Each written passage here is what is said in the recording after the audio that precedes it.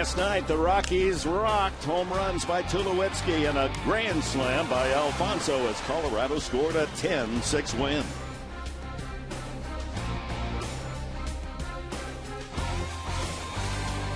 Emotional times. Trading deadline. Padres manager Bud Black has lost some of his bullpen power.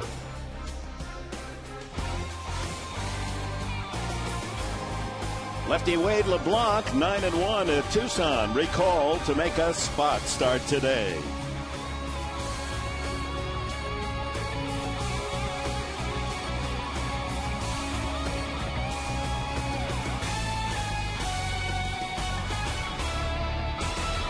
And this Sunday blossoms a beauty here in San Diego and downtown at Petco Park. Final game of a three-game series. The Padres entertaining the Colorado Rockies.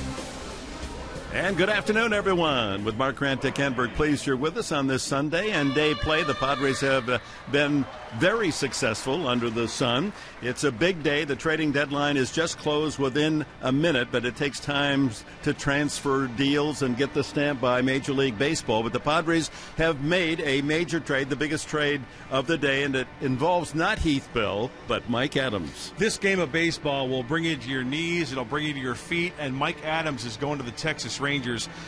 And like anything else, you know, we travel with this team. We're around this team quite a bit. And when you get used to seeing a guy like Mike Adams and you get to know his personality, this is part of the game that stinks, quite frankly. I mean, Mike Adams is going to a team that's in contention, and the Padres, once again, acquiring minor leaguers, big prospects from the Texas Rangers. Now, this will be 2-3 years before we see what Erlin and what Wheeland are all about. They're only 20-21, and Wheeland, by the way, against San Antonio just last week, threw a no-hitter. And around baseball, they feel these are two young pitchers that will be starters in a Padre rotation in the future. Mike Adams, as he says goodbye, and we've just received word that there's a late change in left field in the starting lineup as Kyle Blanks will replace Ryan Ludwig, and there are rumors that Ludwig has been traded to Pittsburgh, but that's not official, and we'll have details later. And we had just received word that Ryan Ludwig, in fact, has been traded to the Pittsburgh Pirates. We'll have more on that as the game goes on. We'll keep you posted as we do lineups and the Padres take the field. So a lot of movement going on for the San Diego Padres. And the Pirates are in for the long haul this rest of the season. And the Texas Rangers, just like last year, they're going for that finish line strong. And at this point, Heath Bell remains a San Diego Padre. Let's look at today's starting pitching matchup. Juan Nicasio, 24-year-old right-hander, goes for the Rockies. He's 4-3. And Wade LeBlanc, 0-2 in his three starts when he's been called up from the Pacific Coast League, but at Tucson was 9-1. The Louisiana lefty starts today. And our pitching matchup is brought to you by Discount Tire, where America saves on tires. So we say farewell to the brilliant relief work of Mike Adams. Gonna miss him. Great guy.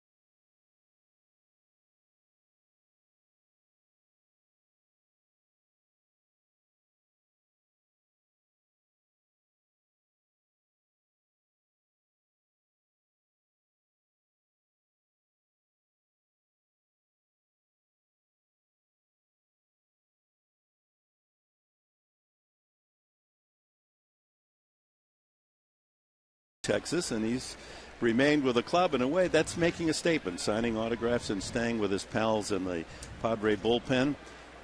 He's been a loyal member of that outstanding relief corps, and Texas has gotten himself an outstanding, maybe he'll be their closer, but certainly will be an outstanding eighth inning reliever as he's been with us. We're underway.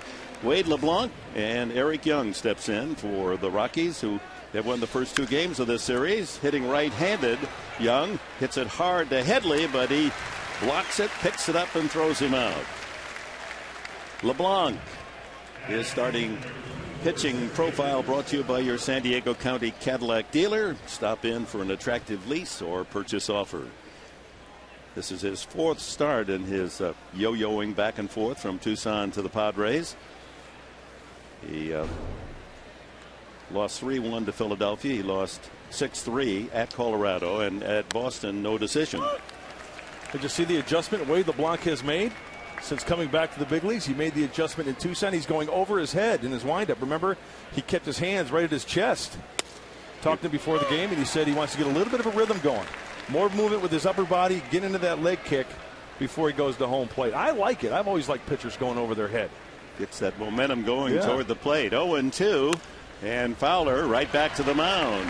LeBlanc spears it and throws him out.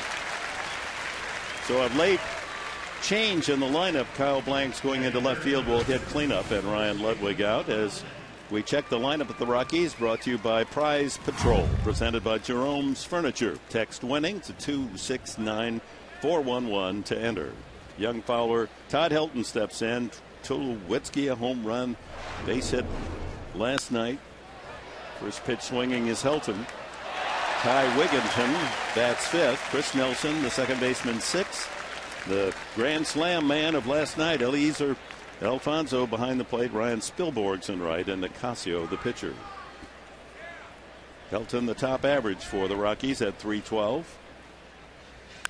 Ground ball left side. Shortstop Bartlett back in the lineup, throws him out. And LeBlanc, 3 ground ball outs as the Rockies go in order on 7 pitches. Padres will bring up Maben, Bartlett, and Headley. Bottom of the first.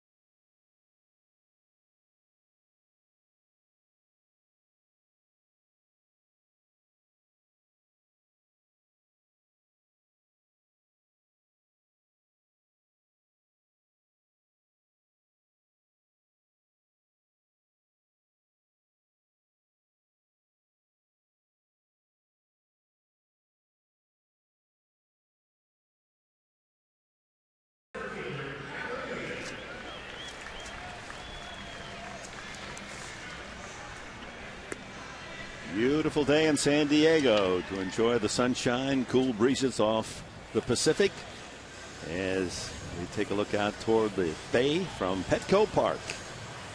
Juan Nicasio gets the start for the Rockies, 24-year-old from the Dominican Republic. His first major league season, he made the huge jump from high A ball last year, Modesto, to the big club. In 63 innings, 47 strikeouts, only 16 walks. So he's a control pitcher. In his 11 starts, the Rockies are 7-4. Cameron Maben for the Padres Bottom of the first. In for a strike. 95 fastball. Another hard thrower for these Rockies. Fastball change in a slider, 95 to 97 from Nicasio. Strike two. Another 95-mile-an-hour heater. Maben batting .280. Hitting safely 13 of the last 15 games.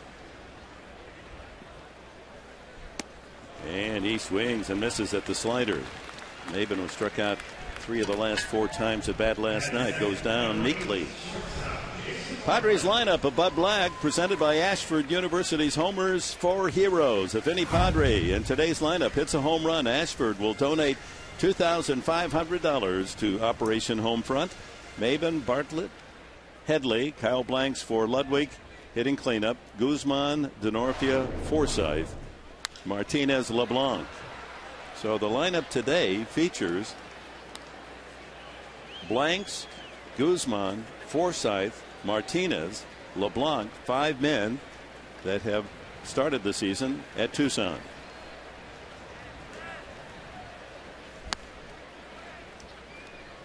One and one to Bartlett, batting .245.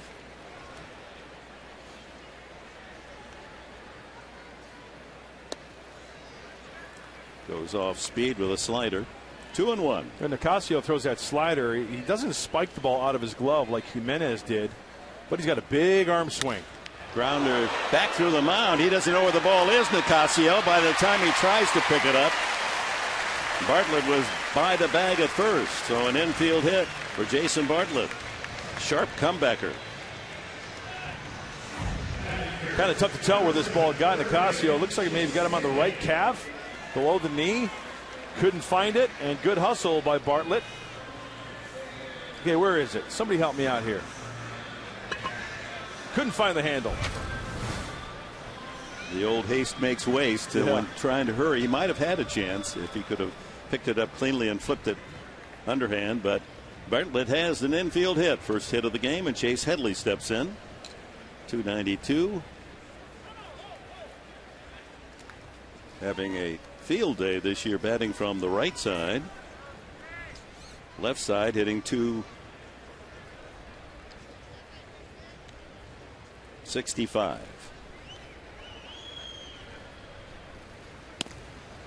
Sails outside, ball one. With that leg kick and with that arm action of Nicasio, the Padres might incorporate the running game this afternoon.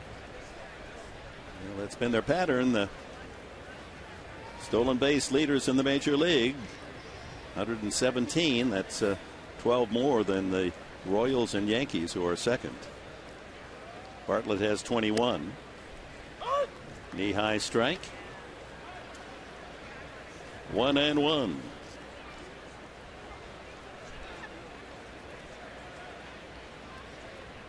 Left-handed hitters have terrorized Nicasio. 309 batting average and 6 home runs. So lefties against this young right-hander.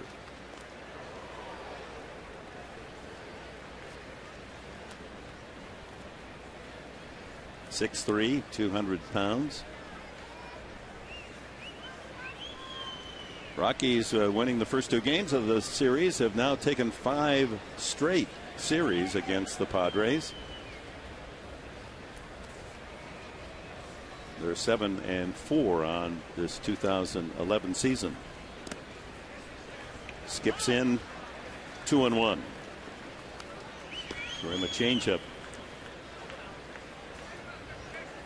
That's pretty much his main off-speed pitch. The slider that he throws, he'll throw it early in the count, maybe as a look-see type of pitch, but if he's going to go for a strikeout, he'll probably drop that changeup on you. Fouled out of play, and the count levels at 2-2.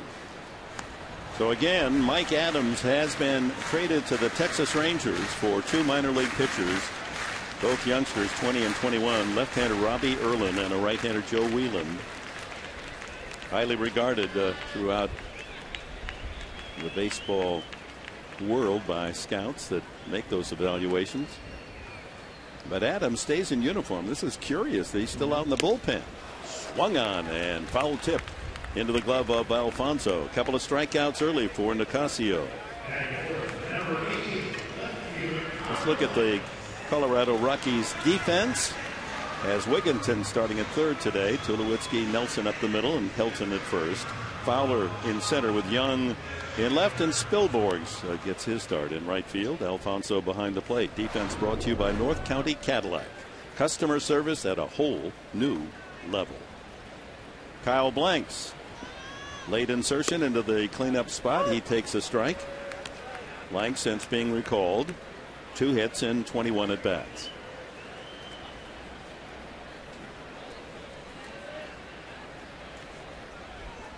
He was tearing up the Pacific Coast League, as was the case with Anthony Rizzo. The adjustment back to the big leagues has not been productive for those two young men. High hopes in the Padre organization. They're going to contribute to the offense of the future.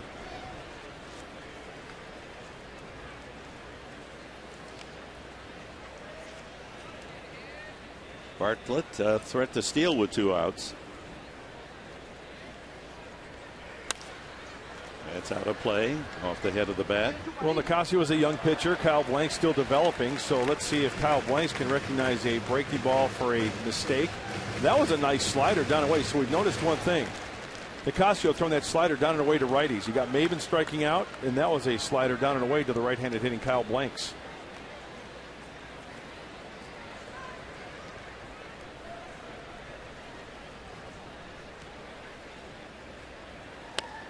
Struck him out. So Nicasio, impressive first inning, strikes out the side. Infield hit for Bartlett. No score after 1.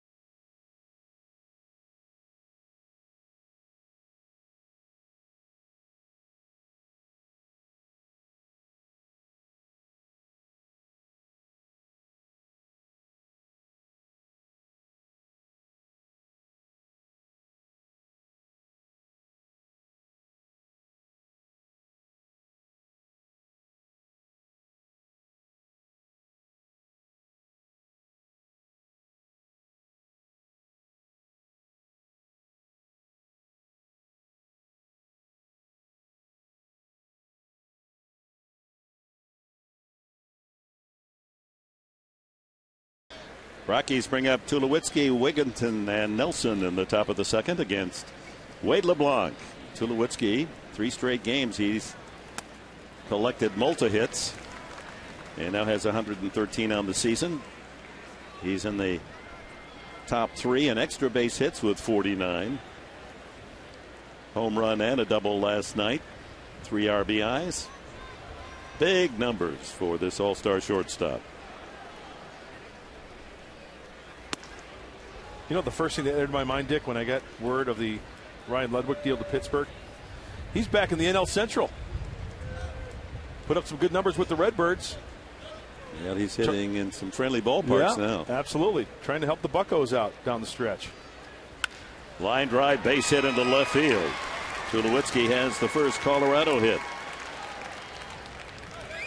Well, we'll see Ryan Ludwig in that Bucco uniform on the next road trip as the Padres go to Pittsburgh, fly out next Thursday and have a weekend series next Friday, Saturday, and Sunday.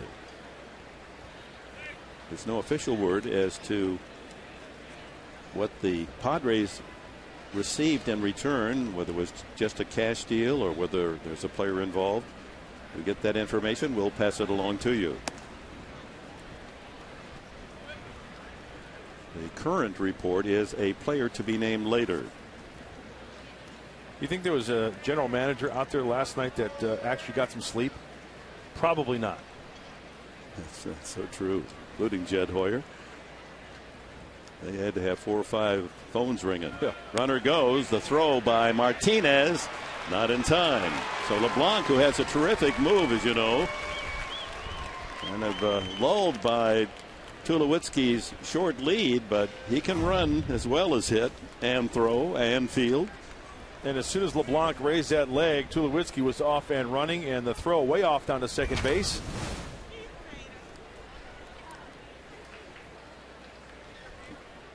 That's his 8th steal of the season. So with no one out, runner in scoring position, Wigginton, the count 3-0. Back in the lineup as the starter. Did not start the first 2 games of this series. Ian Stewart, the left-handed bat, was in there. And a 4-pitch walk. Well, with all the trade news, I guess one of the most shocking developments, because there was so much advanced conversation and rumor flying around the big leagues, and he winds up back in the Padre bullpen. So it appears that Bell will be with the Padres the rest of the year. Maybe they'll sign him and continue in the Padre uniform. If not, if he elects to go free agency, the Padres would get 2 supplemental first-round picks. And just trying to read between the lines, apparently Hoyer was not able to get a player or players that would match getting 2 of the top youngsters in the next draft. But maybe we can get Hoyer in the booth today and ask him those questions. Chris Nelson, swing and a miss. Change up. Nelson had a big night last night. After striking out, he doubled and scored, doubled again and scored, singled in a run, and was out on a hard ground ball to second. Raised his average 22 points up to 244. Former #1 pick of the Rockies.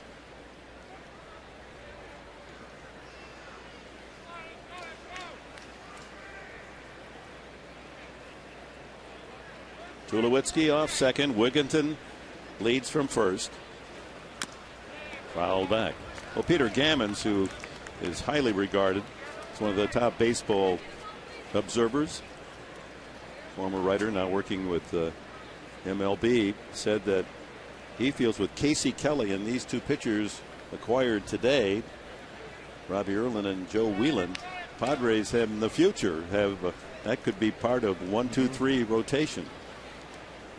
You can never have too many arms, huh? You know, there's a lot of general managers that like to stockpile arms in the minor leagues. High and away with an 87-mile-an-hour fastball. And of course, we all wish Mike Adams the best of luck. Ryan Ludwig, wish him nothing but the best. They're going to be missed. Absolutely. Swung on and missed. LeBlanc has his first strikeout. Well, for Mike Adams, he's returning home. He's Texas born, makes his home in Texas, pitched college ball at Texas A&M Kingsville. You know, one of the quotes that Mike gave during his get-together with the press, he said that one of the things he's going to miss most is the training staff. Todd Hutchison, Paulie Navarro, Phil, Rick Stauffer.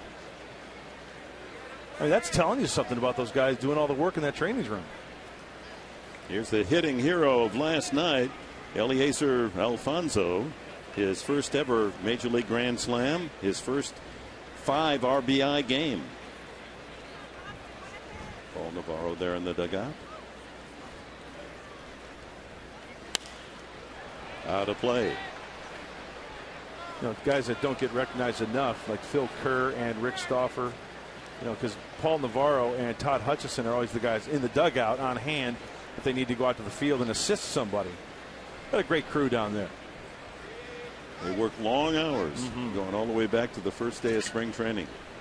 No complaints. Fouled at the plate. 2 strikes on Alfonso. Back to Mike Adams. It does make a statement, doesn't it, that Adams, who has been traded, doesn't leave right away. Wouldn't you think most men, when they're traded, they say give their goodbyes in 5-10 minutes, and then they go pack up and off they go. He's staying with the team as long as he can. And I think to the man, you hear the Padres, no one wants to be traded. They love playing here. They love the city. They love the organization. It's sad that baseball does not have a level playing field. You have teams in New York and Boston spending a couple $100 million on their player budget, and the Padres at $45 million. Yeah. Who wins that battle? 2 strikes to Alfonso, and another foul back. That's why I mean, personally speaking, and if I could just editorialize just a little bit here, but I would like to see a minimum cap in baseball to where you have to spend an X amount of dollars. Make it $65 million. Make it $70 million, whatever the number. I'm throwing out an arbitrary number. But you have to spend at least this amount of money.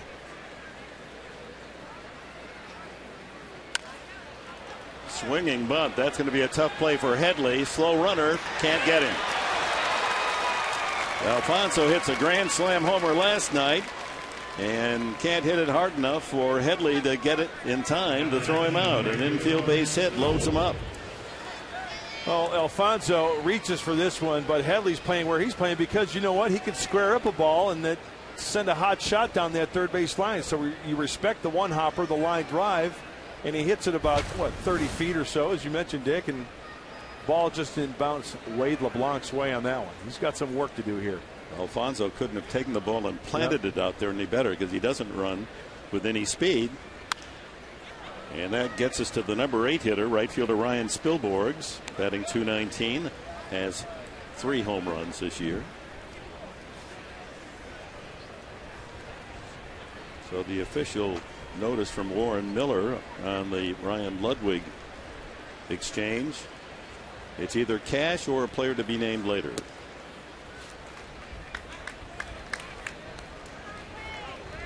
So the Padres trade Adams for 2 young pitchers, Ludwig for cash or a player to be named later, and Heath Bell, Chad Qualls stay in the bullpen for San Diego.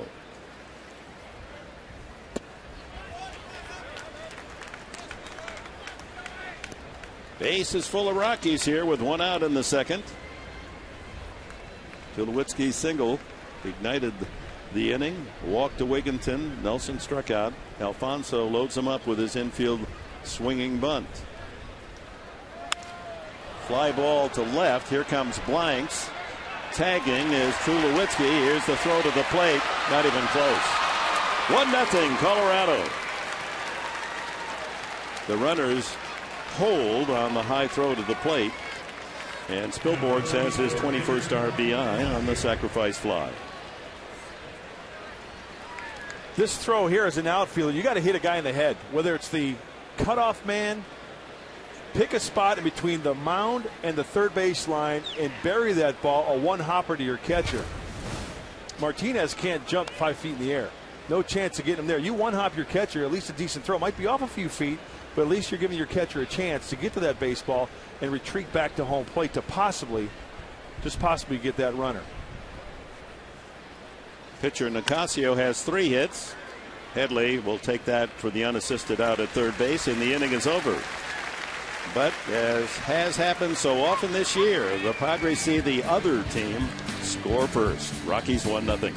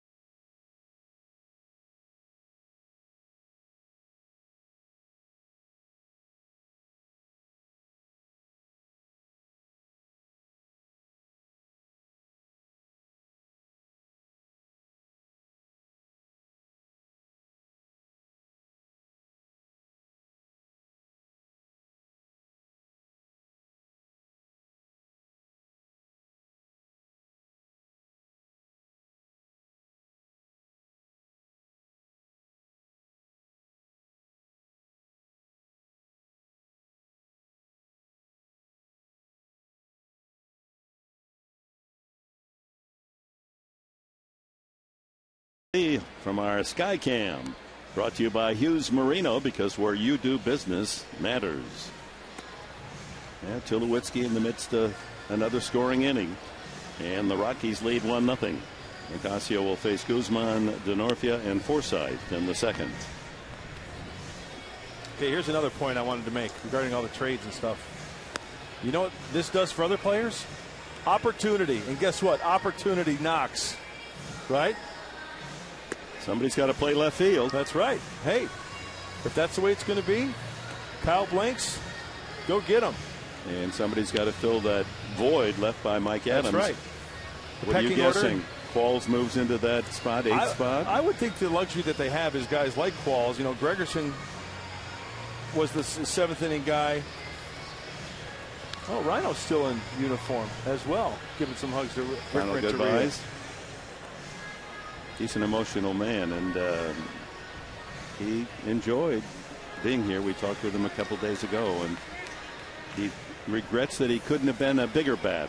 Last year was disappointed in his output when acquired from the Cardinals, but the man gave you 100%, not only on the field but in the clubhouse. Guzman, one of the pleasant surprises of this midseason, as he's hitting .325 with 4 home runs.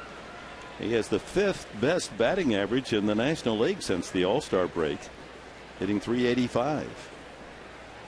Ground ball off the fist, rolls it out to Nelson, over to Helton, 1 away.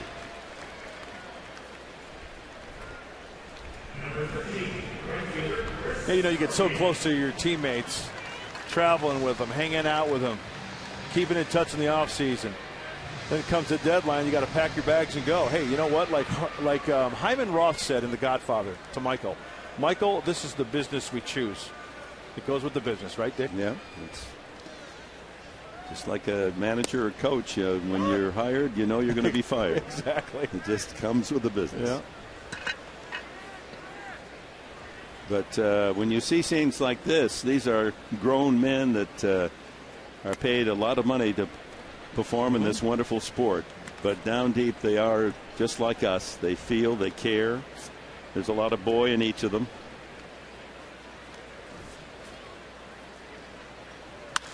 Sharply up the middle, and a diving stop by Nelson, and he throws out Denorfia. Outstanding play by the second baseman, Chris Nelson. Robs Denorfia. Nice job by Nelson, going to his right from his knees. He's got a little hair on that throw as well. That was from one knee. Nice play by the Rockies second baseman. And good hustle by Denorfia. That play was right in front of him. He knew that Nelson had a chance to glove it. You got to turn on the afterburners. No giving up down that line. A genuflect defensive play by Chris Nelson. Logan Forsythe, 12 hits and 64 at bats. His 12 hits include 2 doubles and a triple, still seeking his first big league home run. Giving Orlando Hudson a rest today. Continues to take a lot of pitches, and he's down on the count, 2 strikes.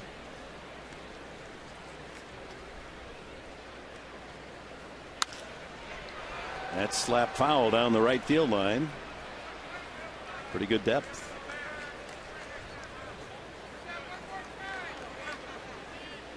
And you know what's going to happen with Ryan Ludwig? You're going to get the same reaction from those Bucco teammates in Pittsburgh when Ryan Ludwig dons that Pirate uniform.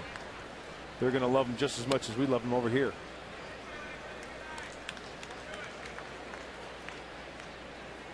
And you know, Ryan said before the game that he goes, it's weighing on him. At bats recently, since his name was out there, it's weighing on him at the plate. Oh, every player. Yeah. We saw Jimenez last night. High fly ball to center. Fowler has an eye on it. And there's another 1-2-3 inning as Nicasio takes care of the Padres in the second. 1-0 Colorado.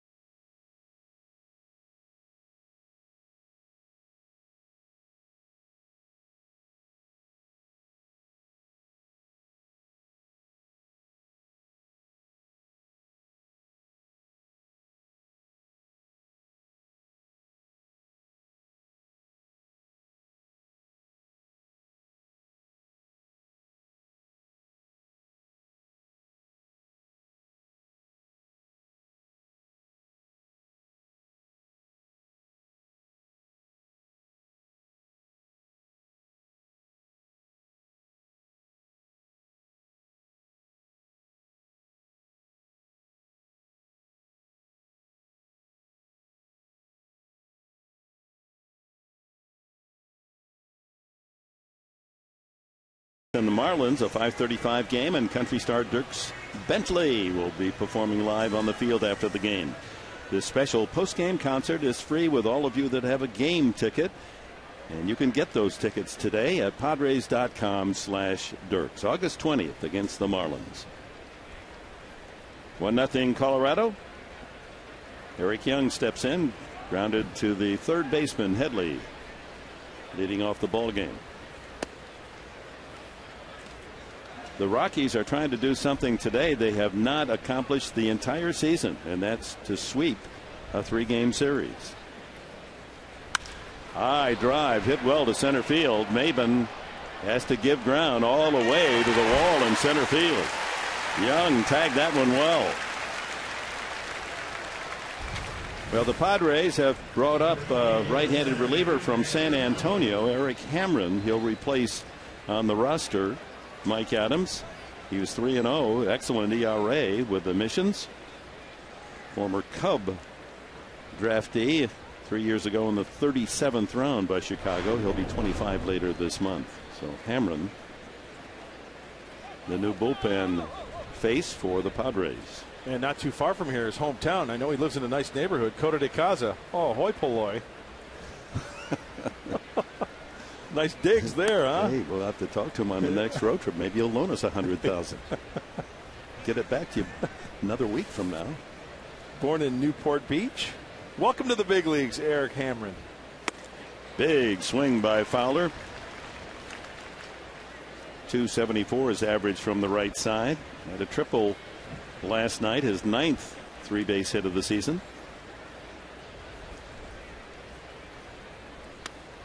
Changeup misses low. 2-1.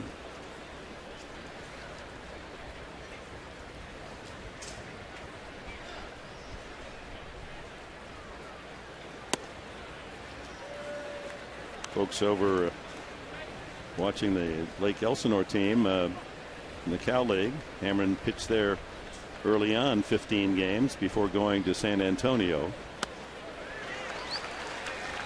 3-2 on Fowler, a fastball. So he's been busy. He's pitched in 48 games in the minor leagues with an 0.96 ERA. Whoa, line drive almost took the uniform right off LeBlanc. Shot to center by Fowler. Colorado collects its third base hit. And here's Todd Helton, grounded to short. First time. 2 times this afternoon early on that Fowler has gone up the middle. The first time, the old 1-3 play. This one nearly spins the cap of Wade LeBlanc. That's why that left ear, look out.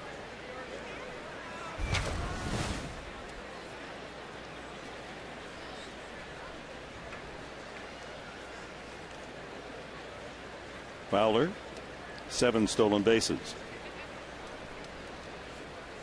LeBlanc has a terrific move.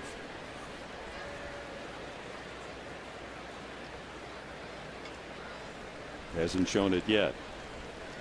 Another line on Eric Hamren. For the year, 65 2/3 innings, 69 strikeouts. So he must have some good stuff. Right-hander. Ripped. Almost got Fowler. Fowler goes to second as Denorfia gets the long throw across. Not in time. Way off line. And with Fowler's speed, he was able to make it first to third, even though he had to stop and jackknife away from that line drive single by Helton. And the Rockies, 3 balls hit on the nose. A long out to the wall in center by Young, and then Fowler and Helton hitting laser singles. As an infielder, you have to be heads up when this guy is at the plate. Todd Helton can rip one down the third baseline. We saw that the other night. And this high breaking ball gets on top of it nicely. Well, first and third action for the Rockies. Great plate coverage by Helton. Doesn't strike out a lot. Always putting that ball in play.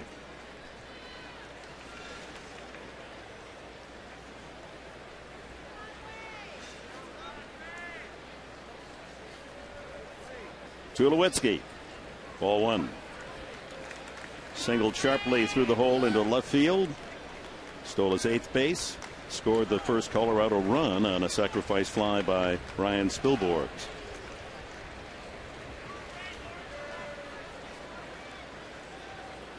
Quite an anchor in the middle of that Colorado lineup. And remember, folks, they're without Carlos Gonzalez, the 1-2 punch, who hits third, and a left-handed bat. Gonzalez on the DL with that sore wrist. The Rockies trying to tread water here till he comes back, and they're gaining some ground with the Giants having trouble on this tough road trip that they're taking. And the Rockies move within 10 of first place, and Arizona's only 3 back of the Giants. Yeah, Giants going into today have lost 2 in a row, last 10, 5-5. Hovering right around 500 on the road this year for the Gigantes.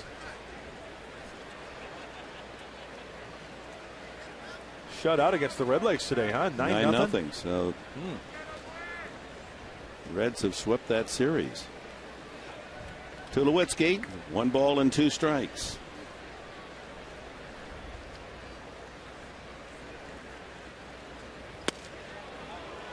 Misses outside.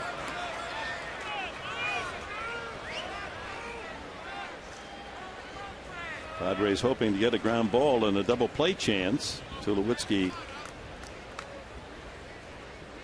has hit into 15 double plays, more than any Rocky. But that's not a double play. That's going to be a base hit to left center. Coming in to score, Fowler. It's 2-0. And Tulowitzki just continues his terrific hitting. That's 4 straight games now with 2 hits or more for Tulo, as he picks up his 73rd run batted in. When you throw an off-speed pitch to a guy like Tulowitzki, or any hitter really, you got to make sure that you make it down. That one is up. He catches, his body's starting to drift out towards LeBlanc.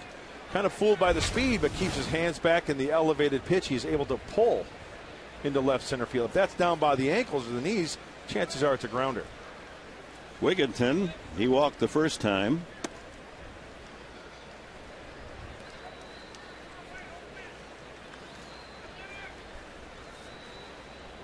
Picked up from the Baltimore Orioles.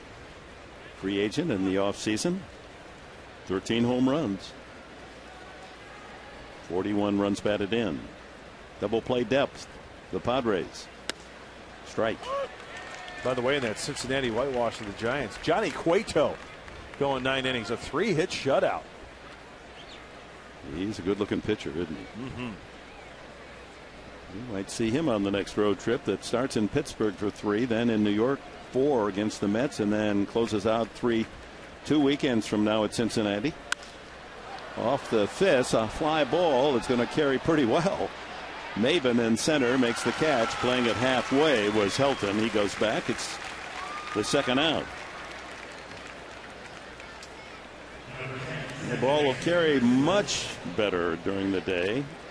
That one carried considerably farther than we thought off the bat. Yeah, the wind pattern, like so many day games here at Petco Park, going from left field to right field. Chris Nelson struck out his first time. 2-0 Rockies. 2 on, 2 out here in the top of the third.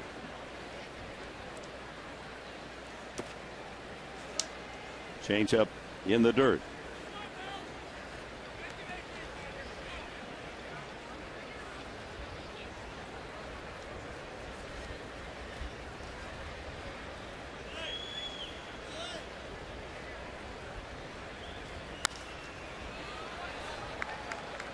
Well, the scouting report I got on the 2 minor leaguers acquired from the Texas Rangers, Wieland and Erlin. Wieland, low fastballs, or low 90s on the fastball, 2-seamer. He got a pretty good curveball and a changeup that he's going to have to utilize as he climbs the ladder in pro ball. So good reports on him. Base hit right field. Hilton holds up as he turns, and well, he should have, as Denorfia sent a solid throw into the plate. Nelson struck that one so smartly that Hilton, with his aging legs, unable to score. So the bases loaded again with Rockies, as they have a 4-hit inning against LeBlanc, and they've all been hit well. Chris Nelson has shown that he can hit the ball with authority to all fields, especially on the line drive. So probably a gap-to-gap type hitter. going down and getting that pitch and rifling it to right field. Helton to third, Tulowitzki at second, Nelson at first, and here's Alfonso. Came up with the bases loaded twice last night, homered once, and walked with the bases loaded. Here he is with the bases full of Rockies again.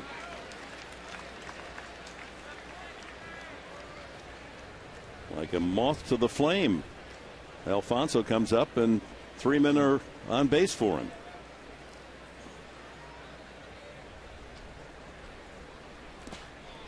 Chases the changeup. Here he is last night. Bases full. And he greets Luke Gregerson into the second deck. Western Metal Supply Company. And later the bases loaded walk for 5 RBIs. Most ever in his big league career in a game. Ahead on the count, 2 strikes is LeBlanc. High fly ball, right field. Denorfia edging toward the foul line and makes the catch in front of the Petco porch. A run on 4 hits for the Rockies. They lead 3. Middle of the third. The visitors have a 2-run lead.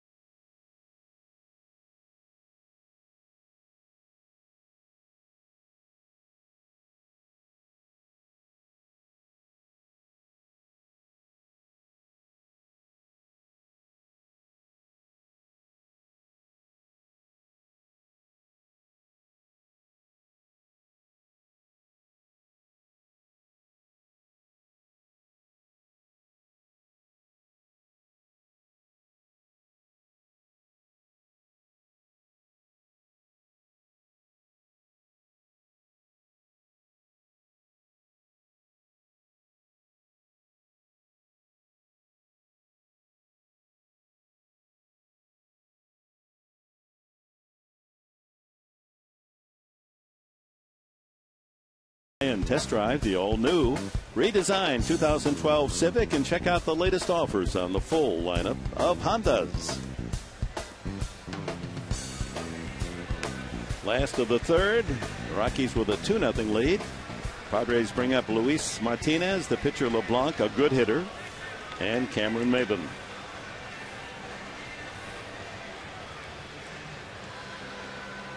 Nicasio striking out the side in the first inning, gave up an infield hit. Jason Bartlett. Denorfia was robbed of a hit on an excellent play by Chris Nelson in the second as Nicasio retired the side in order. Folks enjoying the park at the park, and we're ready to go in the third. Fastball with some good run on it. The velocity should increase for Nicasio. 92 to 97 with that velocity. 0-2. Oh, they had quite a game in Detroit today. Justin Verlander had a no-hitter into the 8th inning, and there's a little beanball action. Jared Weaver didn't like the way a couple of the Tiger hitters posed after hitting home runs. He was thrown out of the game. And the Angels late in the game bunted for a base hit. They didn't get the base hit, but Verlander threw it away. He wasn't happy about that. There was some frayed nerves in Tiger Town. Hey, it's crunch time, huh? Verlander finally won it 3-2. Talk about a guy who's fun to watch. Verlander, wow. Here's LeBlanc. And Weaver as well. What a matchup that was. Yeah, terrific. LeBlanc hit Tucson, 8 hits, was hitting .381. He's a Good bat. And last year with the Padres hit .295. He's come a long way.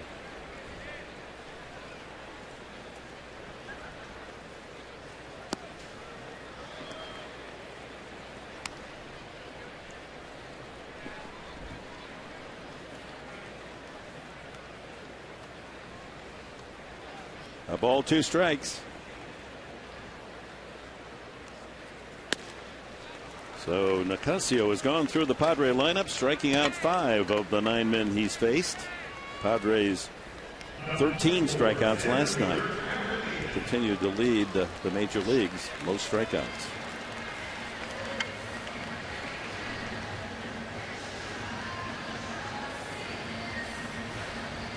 I guess if you look up frustration in the dictionary, you might see a lot of strikeouts because it's hard to score runs when you think about last night. 13 strikeouts. That's 4 1/3 innings of strikeouts.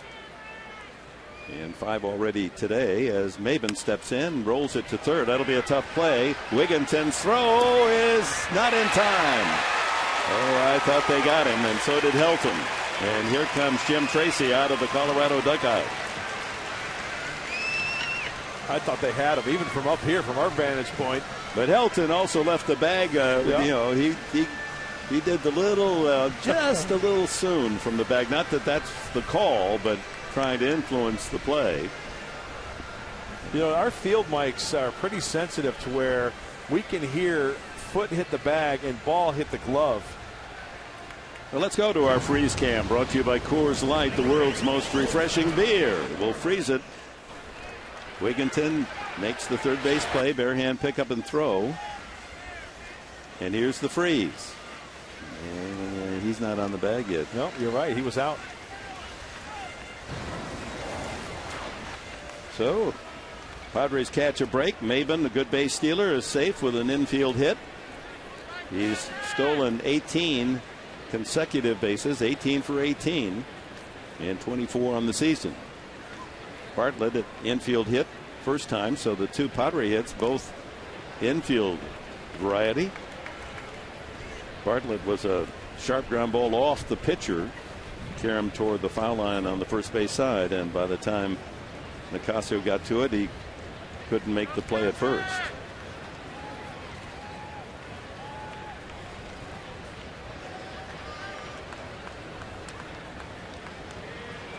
Arizona takes an early lead against the Dodgers, 2-0 in the third. They should win. They'll pull within 2 of the Giants.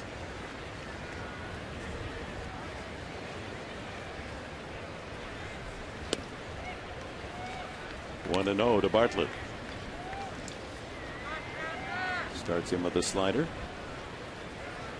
Long look by Alfonso into the third base dugout to see whether or not Rockies want to pitch out here. 1-0.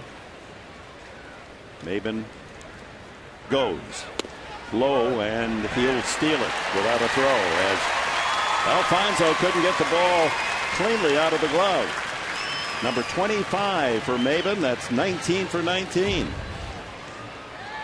Good lead for Maben and a nice jump. It's a breaking ball, and that may have helped Cameron Maben, as you can chalk up another King Stallman stolen base for Cameron Maben. 1 ball, 1 strike to Bartlett. A chance to pick up a Padre run here, trailing 2-0.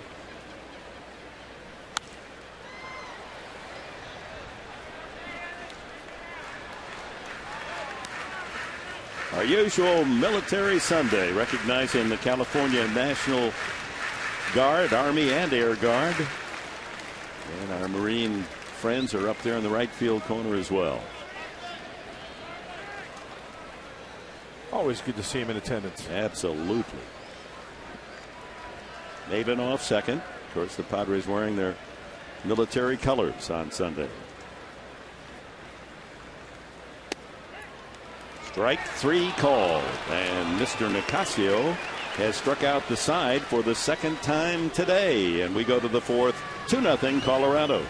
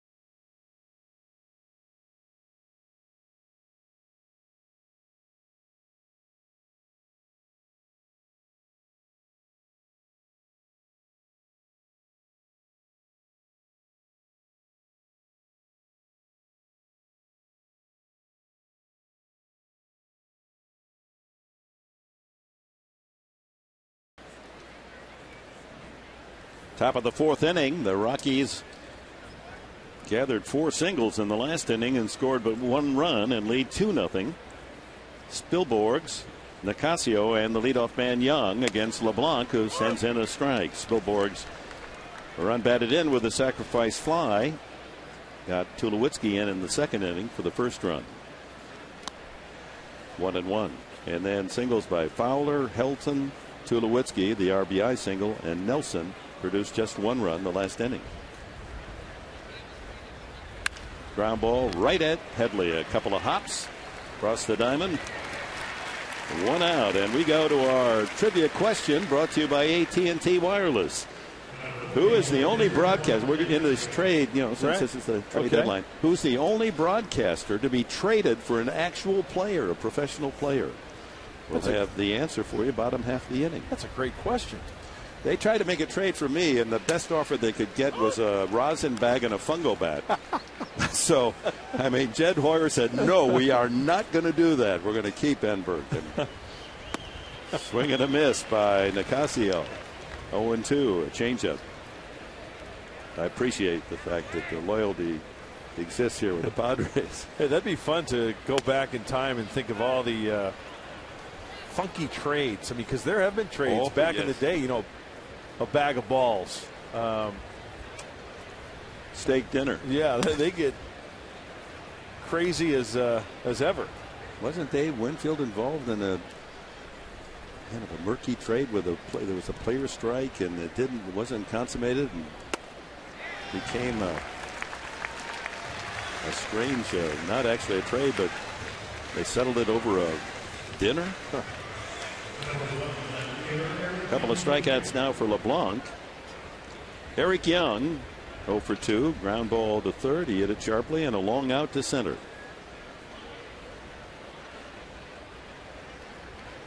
LeBlanc, who will be 27 next Wednesday.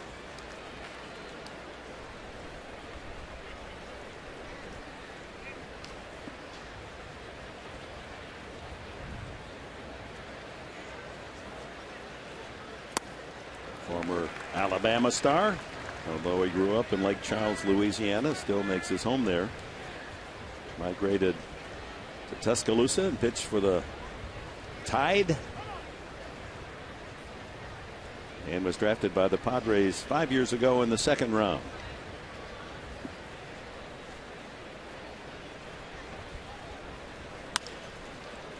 Saw fly ball. Forsythe makes the catch. Oh my. We've seen some outstanding plays defensively today, and Forsythe, much like his counterpart at second for Colorado, Nelson, robbing Young of a base hit. Well done.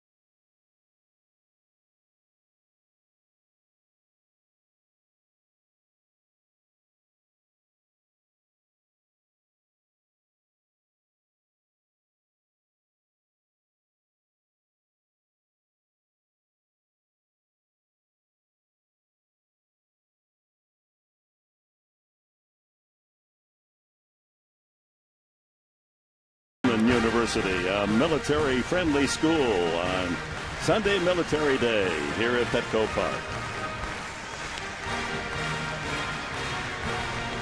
And joining us here in our Channel 4 San Diego booth, Jed Hoyer, general manager, who, imagine those phones, you got sore ears. Yeah, logged some serious minutes and serious emails and texts over the last 4 or 5 days, but in the end, it's no fun being a seller. It's not a position you want to be in. But given that, I think that we did a lot of good things for the future of the organization. Difficult decisions, but ones that are the right decisions. Chase Headley leading off the fourth inning. The Rockies lead 2-0. In some ways, it's a sad day. I mean, you hate to see a player like Mike Adams go. There's no doubt. I think anytime you trade an established player, I felt that way when we traded Adrian this winter for sure. I felt that way when I talked to Mike and Ryan earlier. There's no enjoyment whatsoever that comes with that decision. They're hard decisions. I hate to call them business decisions, but we need to get more young talent for this organization. We feel like we did that, and sometimes when a player has a very short amount of time left with the Padres contractually, you have to do that. But it's not fun. It never will be. I think that those are very hard. And you realize that guys have families here. They get attached to their teammates, and all those different connections. And it's part of what makes a team a family, and it's hard to take one of those members away. You could see that in the reaction of both Adams. He had to rip the uniform off him, and Ludwig the same, hugging his teammates. It was very emotional for them. Yeah, an example of Mike in particular. He's from Texas. He's going to the Rangers, and he still was really crushed to hear the news. Because I think he liked being here so much, liked his teammates, and I think that says a lot about the cohesiveness. I think that says a lot about the atmosphere that Bud Black and Darren Balsley and Ack all put together. That those guys, they want to stay here, even when they're getting it dealt basically to their hometown. That they're still really disappointed. So it's like I said, it's a hard decision and one you never make lightly. Here's Blanks with the count 2-0 after the Headley single, broken bat, and that's going to go out to Nelson at second base for the out. Well, the big shock of it all, Jed, for the average baseball fan is that with all the pre-trade talk about Heath Bell, that he's still in the bullpen for the Padres. Yeah, there's always a lot of talk, leading up to it. I think with Heath, there's a number of factors that went into our decision. Number one was that we like having him here. He's a guy that we've always said we're open to discussing keeping here. I'm not sure whether between now and free agency we'll be able to do that. Obviously there's financial limits that we have to do that, but we like having him here a great deal. And Headley with a steal, the throw by Alfonso into center field, and Headley moves to third. So the Padres a chance to pick up a run on and out here. One away, and Headley 90 feet from a score. Yeah, the other thing with Heath is that, we do have some draft pick protection with him if he does go elsewhere. So we felt in the end, it would have been very difficult to trade both guys in the middle of the season. Our focus was really on getting the players that we wanted. Well, tell us about those two young arms that you picked up from the Rangers. Well, they're both incredibly polished. Erlin's 20, Whelan's 21 years old. They're both in Double-A. They both have incredibly gaudy numbers. They really don't walk anybody. And I feel like in this ballpark, guys that can really pitch, that don't walk guys, that plays here very well. It plays well anywhere, but it plays well in this ballpark and in National League West in particular. And when we could get two young starting pitchers of that caliber for a long time, we felt like it was the right move. We knew we had a pretty good match with Texas all along. When you look at them, they wanted relievers. They had interest in Bell and they had interest in Adams. So all along we knew they were a strong possibility, and we scouted them like crazy. And we feel like these are the two guys we targeted all along, and I'm glad we wound up with both of them. How long are they away from the big leagues, do you think? Well, they're both in Double-A at a young age right now, so. Candidly, I don't think either one of these guys is going to break with the major league team next year. I think we'll let their performance dictate that. But I don't think they're too far away. And part of what we like with both guys is that they're polished. Are they going to be assigned to San Antonio? They are. The San Antonio Missions have been a really good team all year, and now they're even better. Swinging bunt, but thrown out on a good play by Wigginton as Guzman, but he drives in the run as Headley scores from third, and Guzman now with 19 RBIs. Now there's a bright spot in the middle of the year, Guzman. He's been outstanding for us. You know, he's a really good minor league free agent signing. I give the guys in the office a lot of credit for targeting him. You know, he was our #1 target in minor league free agency. He's always hit. You know, all through the Giants system, he always put up good numbers. And you know, listen, you know, guys have to get a chance. You know, there's a lot of guys in the minor leagues that don't get that chance that can really perform. And I think he's showing what he can do now, and give him a lot of credit. You know, sometimes you may only have 1 or 2 chances to show what you can do in the big league level, and he's taking advantage of it, and he's opened a lot of eyes. And I mean, Christian Orphy is the same way. He was a minor league free agent a year ago, and you know, he's established himself as a really good big league player. So he may have just killed somebody. Wicked line drive. So with Ludwig gone, have you decided who you're going to call up to fill that spot on the roster? No, Aaron Cunningham is going to be here tomorrow, so he's going to come up here. And you know, I think we're going to let a lot of the young guys, you know, take a chance. I think Kyle will play some left field. I think Aaron will play some left field. And really get a chance to let some of the young guys play. And you know, I think Ryan had I really respect how hard he worked while he was here. You know, he had his ups and his downs. He had some big hot streaks and some big cold streaks, but you know, he's a good RBI guy, and I think he's going to help out Pittsburgh and what's really an exciting season for them, and a good chance to, you know, if not at least finish 500 for the first time since '92. I hope they can make a run at the playoffs. I think it'd be a great thing for the city of Pittsburgh. Yeah, they're a sentimental choice, aren't they? Oh, no question. I think it's almost impossible not to root for them. And I think, you know, Frank Cooley, their president, and you know, Neil Huntington, their GM, are two people I know very well and respect, and they've done a nice job building it up, and I hope they can accomplish this.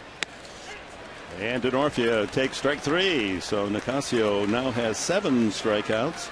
Padres grab a run on Headley's single, stolen base, and error. Alfonso, the catcher, and a ground out by Guzman. And after 4 innings of play, it's 2-1, and we thank you, Jed Hoyer. I know you've been very busy. Go get a razor. No doubt. And a nap. Sure, thanks. Thank you for joining us.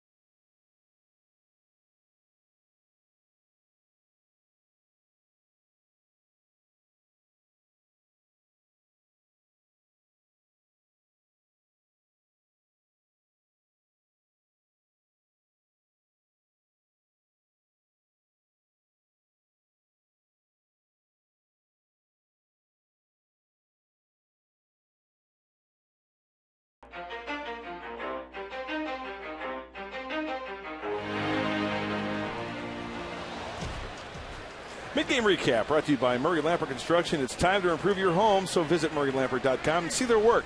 Get some remodeling tips. Hey, meet the team and schedule a consultation. MurrayLamper.com. Dick? Ground ball up the middle. Fowler. He's got his second hit of the game. Padres pull within 1. Another 1-run contest. 2-1 Colorado.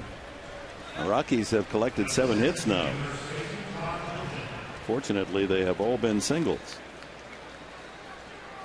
Todd Hilton has one of them. Boy, Jed did look beat, didn't he? Oh, you can imagine how Absolutely. little sleep that the entire scouting department and Jed have had. They have to be, you know, they've got to be near the phone. Yep. And with the 3-hour time difference, Folks on the East Coast calling in and talking about a possible trade. They've got to be ready. Then President Tom Garfinkel and CEO Jeff Morad down beyond the Padre dugout. Some heavy decisions have been made. And they're not easy ones. It's easy for us to spend their money. You know, like your comment, yes, a minimum cap would be great if you've got the money. Sure. And if you're going to go $75 million, where are you going to? You go to the bank to meet the cap when you're a small market team, as the Padres are. Now, the television contract for next year, there are rumors about that as well, that it might bring more income and revenue, which would fatten the purses and perhaps allow them to keep the high-priced ball player. But when you think of the overview of it all, that so many teams that don't have a lot of income, you know, they raise a player, he plays, he becomes, well, take Adrian Gonzalez, and then you can't keep him. Yeah, it's the rich get richer. Line drive, Helton, and back across, not in time for the double play. Well, Helton, even when he makes it out, he rips it.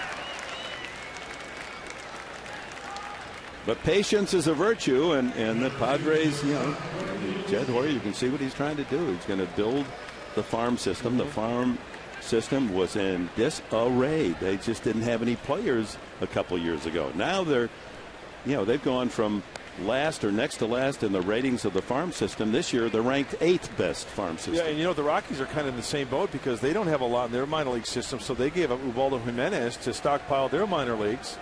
So it looks like they're on the same path as the Padres, trying to rebolster the minor league system. Well, that was close to getting Fowler on the quick move by LeBlanc. And Fowler injured himself diving back to the bag.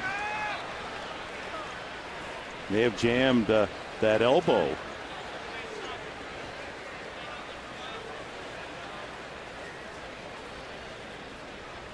Here's another view of the play.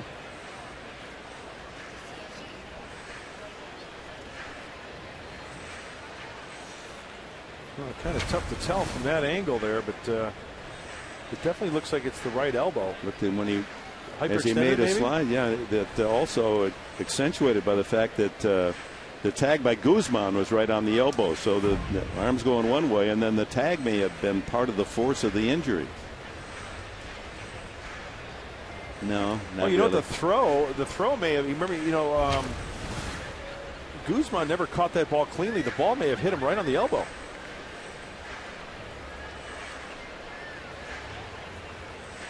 The not so funny bone, huh? Exactly. Looks to be okay. That's good news. You know, you look at Fowler and you put a 24 on his back in a Padre uniform, you'd think it was Maben. Aren't they built almost identically, long and lean? Both good runners.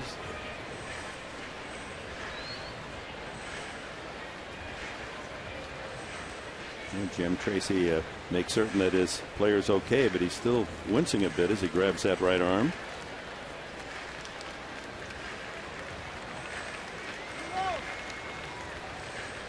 So play will continue with Fowler at first base, 1 out, and Tulowitzki 2 for 2, singled and scored, and then singled in the other run. You know, that might affect Fowler down the road. You know, the switch hitter batting righty against the lefty LeBlanc. If he comes up there again, that, you know, that extension in the right elbow, the top hand of the bat, that might come into play next time around, if in fact he does bat from the right side. Another base hit for Tulowitzki. Maben in the alley to cut it off. Fowler streaks to third. And here come the Rockies again as Tulowitzki 3 for 3. Adding to his 2 for 5 last night, a 2-run homer and a RBI double. And he had 2 hits in the first game of the series. Off the end of the bat a little too quick, and it looked like maybe it was an off-speed pitch. But utilizing the center of the diamond, always a good-looking swing. 7 hits in the series for Tulowitzki. Wigginton has walked and flied to center. 8 singles off LeBlanc. So far only 2 runs. The changeup has Wigginton out in front. This is where LeBlanc needs a ground ball.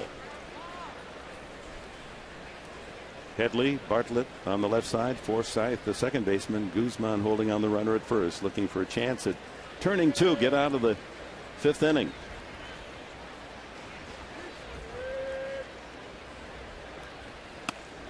That's in there. 87 on the fastball. Hey, good sequence so far. Fastball for a strike, changeup for a strike. Fastball in the inner half. And we all know that that's how Wade LeBlanc has to be effective, by hitting his spots. He cannot afford for fastballs. He catch the middle of the plate. Change up here. Line foul.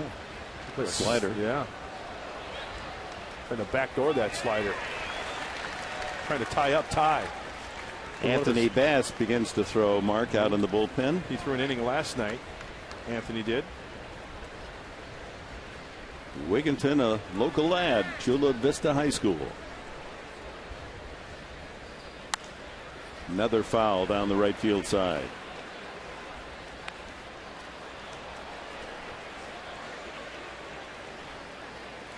Two runs, 8 hits for the Rockies. 1 run, 3 hits for the Padres. And the Dodgers come to Petco tomorrow night for the first of 3. Struck him out. Looking at a fastball. Third strikeout for LeBlanc. Wigginton may have been guessing, because that looks like a perfect pitch. It's a little cutter on the outside corner. That's one of the pitches in the arsenal of Wade LeBlanc. Gets him looking, a nice pitch down and away. Chris Nelson, he, like Tulowitzki, been lighting it up here at Petco. He's 4 for the last 6. He's hit the ball hard. Line single to right his last time up.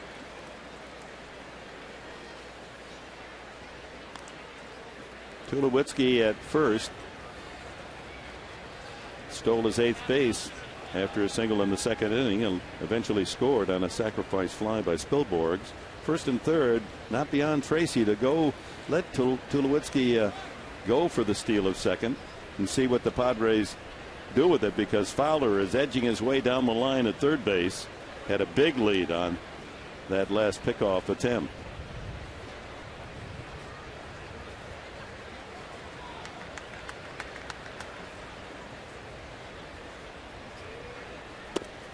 Changeup.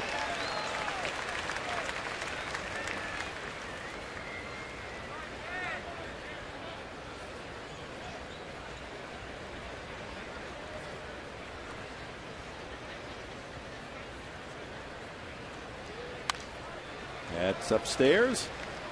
Actually into the media level on our level.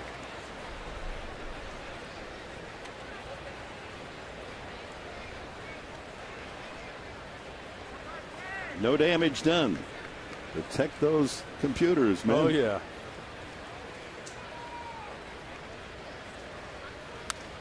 Foul back. Got him out in front a little bit, and that's too good of a pitch, 0-2. I mean, with that swing that we just saw from Nelson, he could rocket the ball all over the field. That swing there had the looks of dumping it to the right side. Well, we've got to be careful. 0-2 here.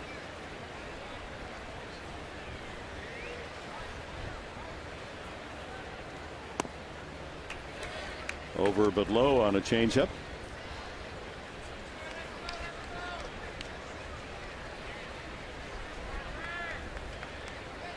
Runners at the corners, 2 outs here in the 5th.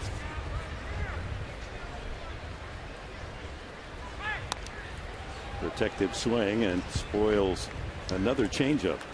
Now he's got him set up for maybe a little fuzz on the inside part of the plate, but the key is got to get it in there. Let's see what Martinez puts down here to count 1-2. Fastball in, get it in there now. Okay, if you miss, it's 2-2. That's fine. Runner goes, and a base hit to right field. Denorfia plays it on a hop on to third. Goes Tulowitzki, and it's 3-1. And Nelson with another hit. Goodness. 5 hits in the last 7 at bats, and one of the outs was a blistering 1-hopper at Hudson last night. number 7 in the RBI column for the year for Chris Nelson, who's starting to live up to all the hope that the Rockies had when they picked him in the first round. Too good of a strike. He got it in there, but it was elevated enough for him to just dump it into right field. Fowler scores his second run of the game. First and third, 2 out, and Alfonso infield hit and a fly ball to right. Takes a strike. 3 runs on 9 singles for the men from Denver. And Anthony Bass continues to tune up in the bullpen.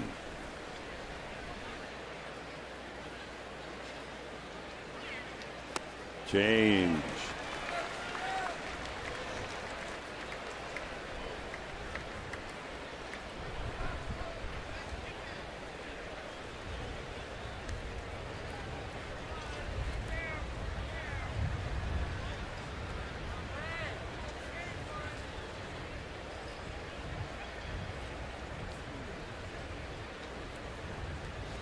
Got him. But the Rockies had a run on 3 more singles and leave 2. We're at the halfway mark. 4.5 in the book. 3-1.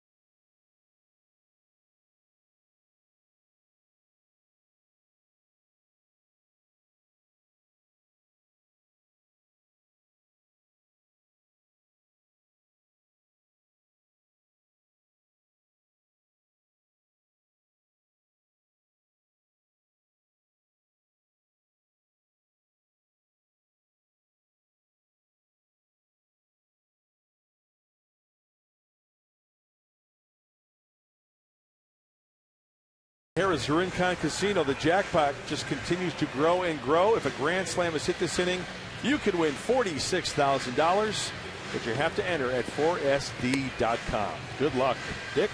Well, the grand slam struck last night, Mark, by Alfonso. That was the first of the year for the Rockies. That's hard to believe, especially in a ballpark like that with some of the hitters that they have. Forsythe, Martinez, and the pitcher spot, LeBlanc, scheduled here in the 5th. Padres with 3 hits, all singles.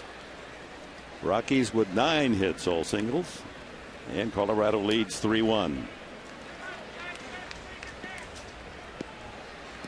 Rockies winning a 3-2 nail biter on Friday night and outscoring the Padres 10-6 last night.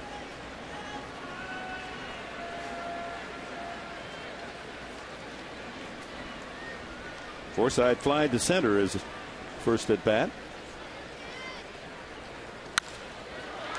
Hit well, but right at Spilborghs. 1 away. Well, it's time for our AT&T Wireless Trivia answer. Who's the only broadcaster to be traded for a player? In 1948, Ernie Harwell, who is the broadcaster for the Atlanta Crackers, was traded to the Dodgers by the Crackers for a catcher, Cliff Dapper.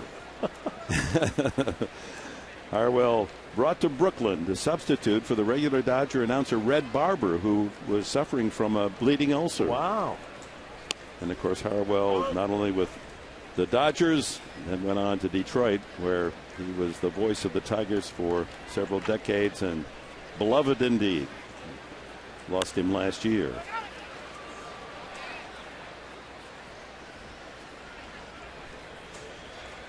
That story on Dave Winfield was that Winfield was traded by Minnesota to Cleveland in '94, but that was during the strike, and the strike wasn't settled, so then there was no trade. So the Minnesota management and the Indian management went out and had dinner, and the Indians bought the meal. Okay, so in essence, Winfield was almost traded for a meal. 2 strikes on Martinez. Nicasio continues to flash excellent stuff. That was a 94-mile-an-hour fastball. Looks like he has a lot of movement on his fastball. He does. Tremendous sink.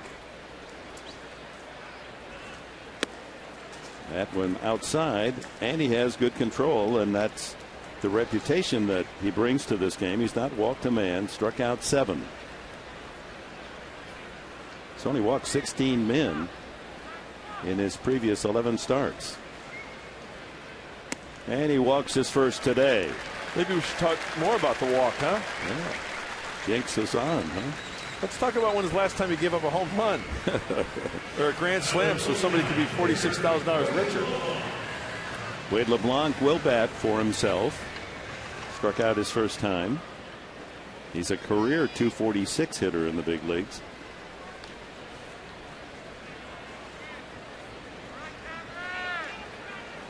Cameron Maben on deck. So the Padres play for 1 run. The sacrifice is good. 1-4 on the putout. Martinez moves into scoring position, and Maben will try to get him in.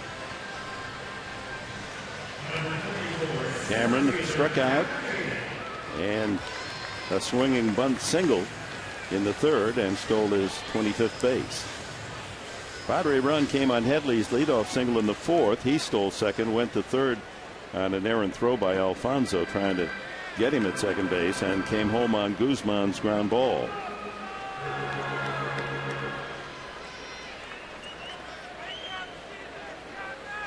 Well, tomorrow night, 6:30, for our Honda Dealers pregame show as the Dodgers come in for the first of 3. Fascinating pitching matchup. Corey Lupke for the Padres and Clayton Kershaw for the Dodgers. He's 12-4.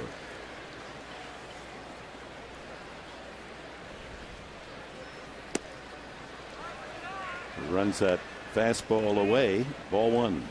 Well, the Dodgers really struggling on the road, and they're below 500, 10 games, but 20-28 going into today. So the Dodgers not playing well on the road.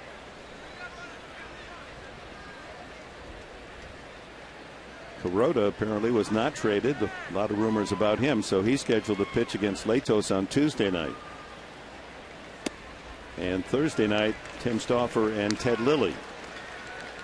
Good seats available. Look forward to seeing you out here for the Dodger series. Always a lot of spirit involved, as there'll be plenty of Dodger fans here.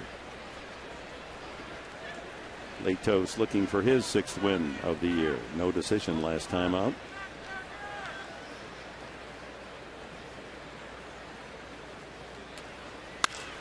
Drive to right field. That sends Spilborghs to the warning path for the out. No runs, no hits. Padres leave their 3rd man. After 5, Colorado 3, San Diego 1.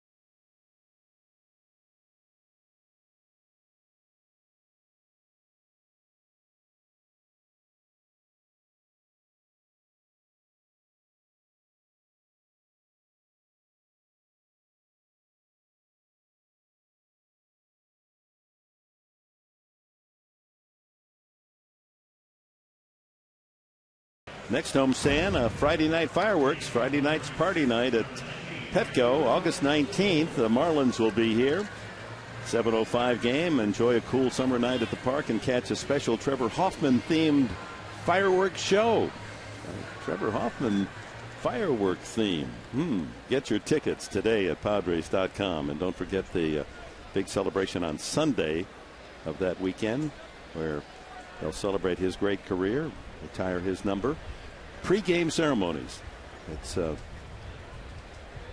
3 weeks, 3 Sundays from now. Trailing 3-1, Jason Bartlett, Chase Headley, and Kyle Blanks to bat for the Padres here in the last of the 6th inning. Oh, excuse me. Alberto Gonzalez goes in at, let's see, there were several changes. Guzman has gone to right field, and Gonzalez is at first base and will bat 6th. As the Rockies with a 3-1 lead will bring up Spilborghs, Nicasio, and Young. LeBlanc still on the mound. He scattered 9 singles, but the Rockies do have 3 runs. And that's been the pattern of LeBlanc in the big leagues and also at Tucson, that more hits than innings pitched. And yet he was 9-1 at Tucson. He said he really tried to concentrate on locating the fastball, especially the Pacific Coast League, because the ball is going to fly. Get a good feel for that changeup, and the one adjustment that we said about going over his head in the windup, getting a little bit of a rhythm going.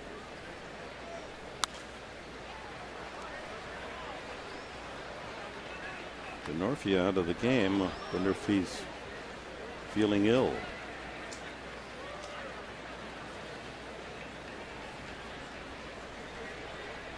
Well, looking at his line, 0 for 2, strikeout looking, hit the ball hard, that nice play, but in the outfield he dove for that baseball. Remember, he dove to his right into the gap. Right. I don't want to speculate. I'm just going over what the day was like for Chris Denorfia. Swung on and missed, and Spilborghs is the 5th strikeout victim of Wade LeBlanc. Brings up Nicasio. He's grounded out and struck out.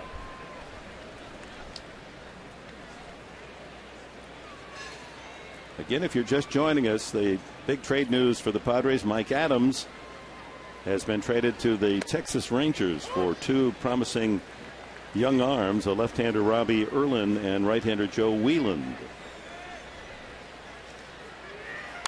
Heath Bell remains in the bullpen for the Padres, and Ryan Ludwig sent to Pittsburgh for either a player to be named later or a cash transaction. Those are the only moves made today by Jed Hoyer. 1-2. Dick, I want to correct myself. The dive was last night, Chris Denorfia. I got my days mixed up. That happens. That's baseball. Swing and a miss at a changeup. 6 strikeouts now for LeBlanc, and 3 in a row. That's what happens when you play every day, and that's the pattern that the Padres are on. Very few days off, so the days of the week just run together. And you know what? I remember the back in the day, playing days, minor leagues, big leagues, calendar, Monday, Tuesday, Wednesday, didn't matter. Every day seemed the same. Day game, night game, didn't matter. Oh, what's today? Oh, you had to double check.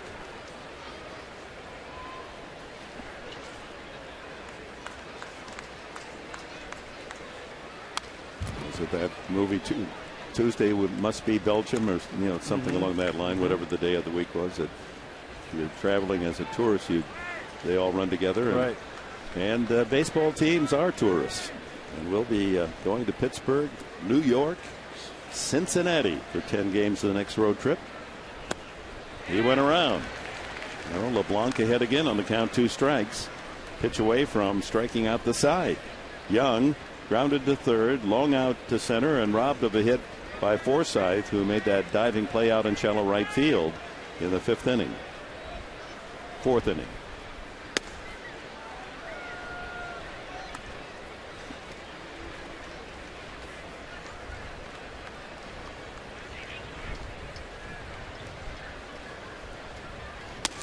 Two and two.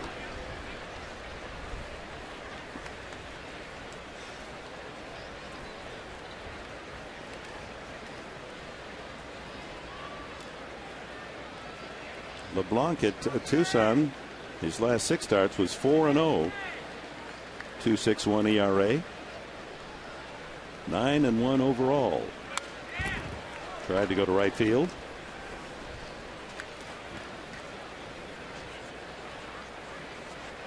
Arizona continues to lead the Dodgers in the 4th inning, 3-1. Reds shut out the Giants 9-0. Down toward the bullpen of the Rockies. Another thing, Wade LeBlanc pitching in AAA Tucson, probably grateful for getting a lot of run support, because in those victories, 5 runs, 10 runs, 7, 8, 9. So he's getting some love out there from his Tucson Padres. Let's hope that's a portent. Some hitters will eventually be here with a big club and scoring some runs. San Antonio team hot hitting for a while. The whole team was hitting 300. 3-2. And he just missed ball 4. And for LeBlanc, only his 2nd walk of the game. 101 tosses for Wade.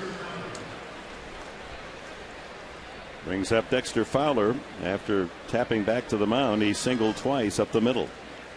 Scored 2 runs. 3-1. The Rockies lead it. Young with 6 steals at first base.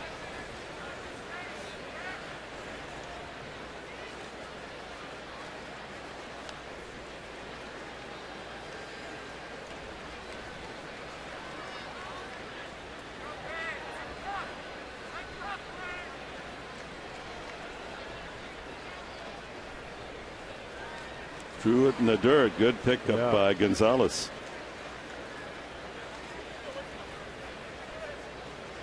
Totally different arm angle for LeBlanc with that step off, that quick step off and then snap throw.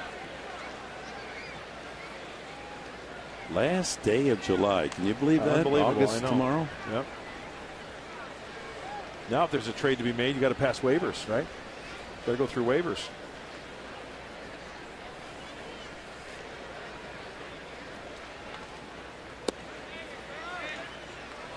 One and 0 to Fowler. Anthony Bass is staying loose out in the bullpen. He's throwing a no-hitter out there.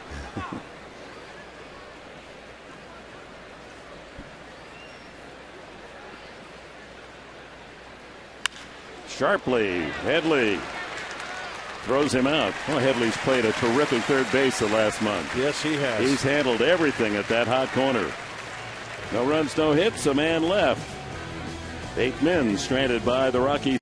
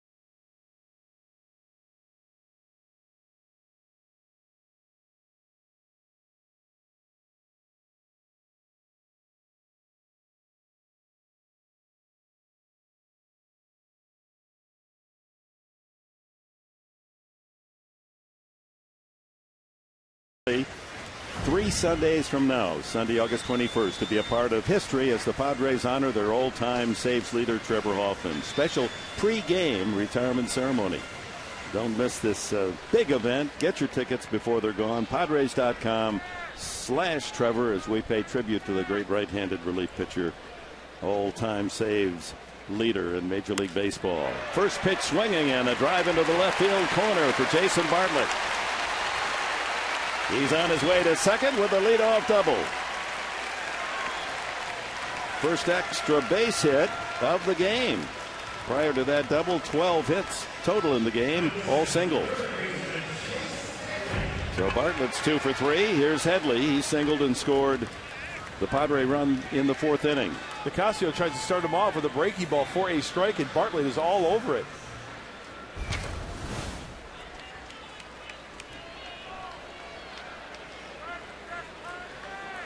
(3-1) Colorado leads. Padres trying to rally here. Bottom of the 6th inning.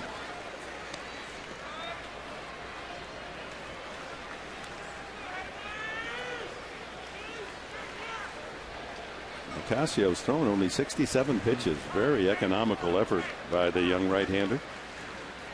Great control. 0-2. And 7 strikeouts. So those strikeouts have been bang, bang, bang, you know. Not a lot of deep counts. Only 1 walk.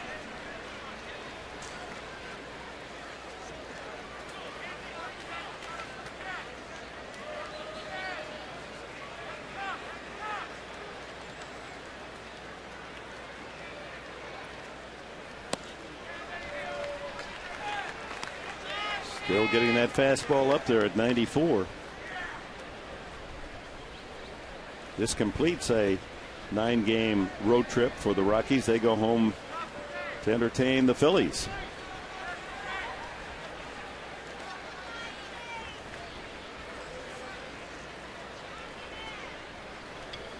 They're 4-4 on the trip.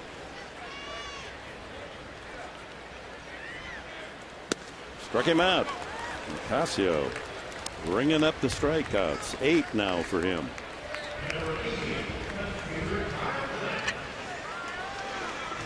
Kyle Blanks, he struck out and popped to second.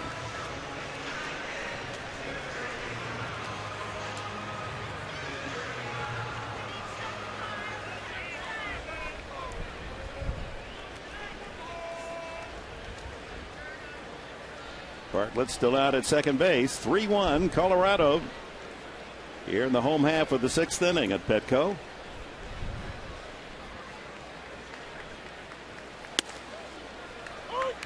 He's filling the strike zone. And he is doing a number against Kyle Blanks, striking him out in the 1st inning and then broken bat off the end of the bat. Sliders away, fastballs away to Blanks.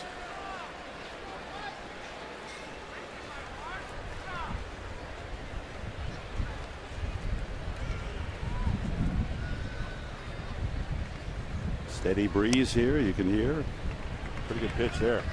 1-1. Word now on Chris Denorfia has come up from the clubhouse. A strain of the right hamstring. That's why he was taken out of the game.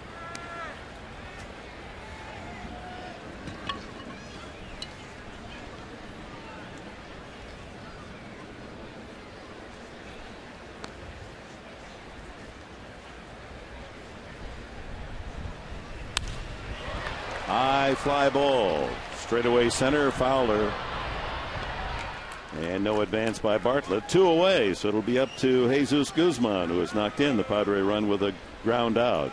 Our comparison today is brought to you by the San Diego Toyota dealers. We've got what it takes. Most RBIs in July. This man, Guzman, 16. 3 more than Ludwig and 5 more than Orlando Hudson. Very productive month for Jesus. A couple of ground outs today, but one of them brought in Headley with a Padre run in the 4th. I just like his whole approach. I like his attitude. Opportunity is knocked and he has answered. It's good to see him putting up those numbers. Chance to cut into that Colorado lead with 2 outs and a man at second. Another strike. Oh, he is a strike thrower. Juan Nicasio.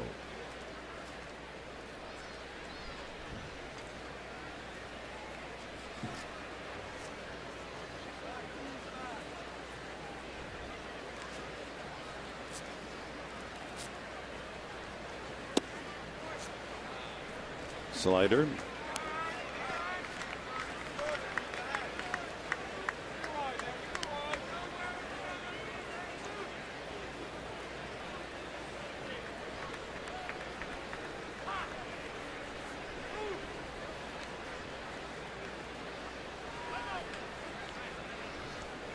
Guzman with 19 RBIs. His short time with the team, he has more RBIs than Venable, more than DeNorfia. Is this just a 1 month highlight, or is this man around for the future of this ball club? Well, we know how quickly word travels, right? So we'll see if they make an adjustment and if Guzman makes the adjustment himself at the plate. Hit well to left center field. There's an answer. Deep to left center. Up the wall.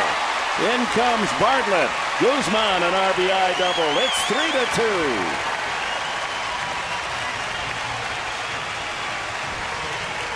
Guzman knocking in both runs for the Padres, and he continues to rip the ball in July. Don't turn the calendar to August.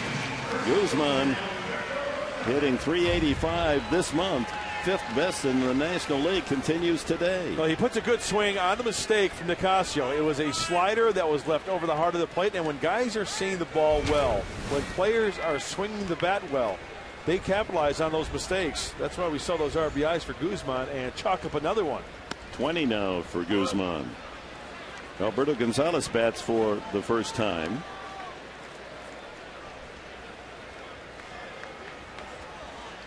And Gonzalez has not collected a lot of hits, but he gets big hits. .208 average. And falls behind 2 strikes. He has 24 RBIs in his limited play. That's more than Bartlett, same as Hudson, more than Venable and DeNorfia, and only 3 less from Maben. So he's made his base hits count. Here's a chance to tie it up. 2 outs. Guzman at second. Punches it to the right side. Helton right there, and he'll hustle to the bag himself for the final out. Well, the Padres get one back on a pair of doubles, Bartlett and Guzman. And after 6, Colorado's lead is 1.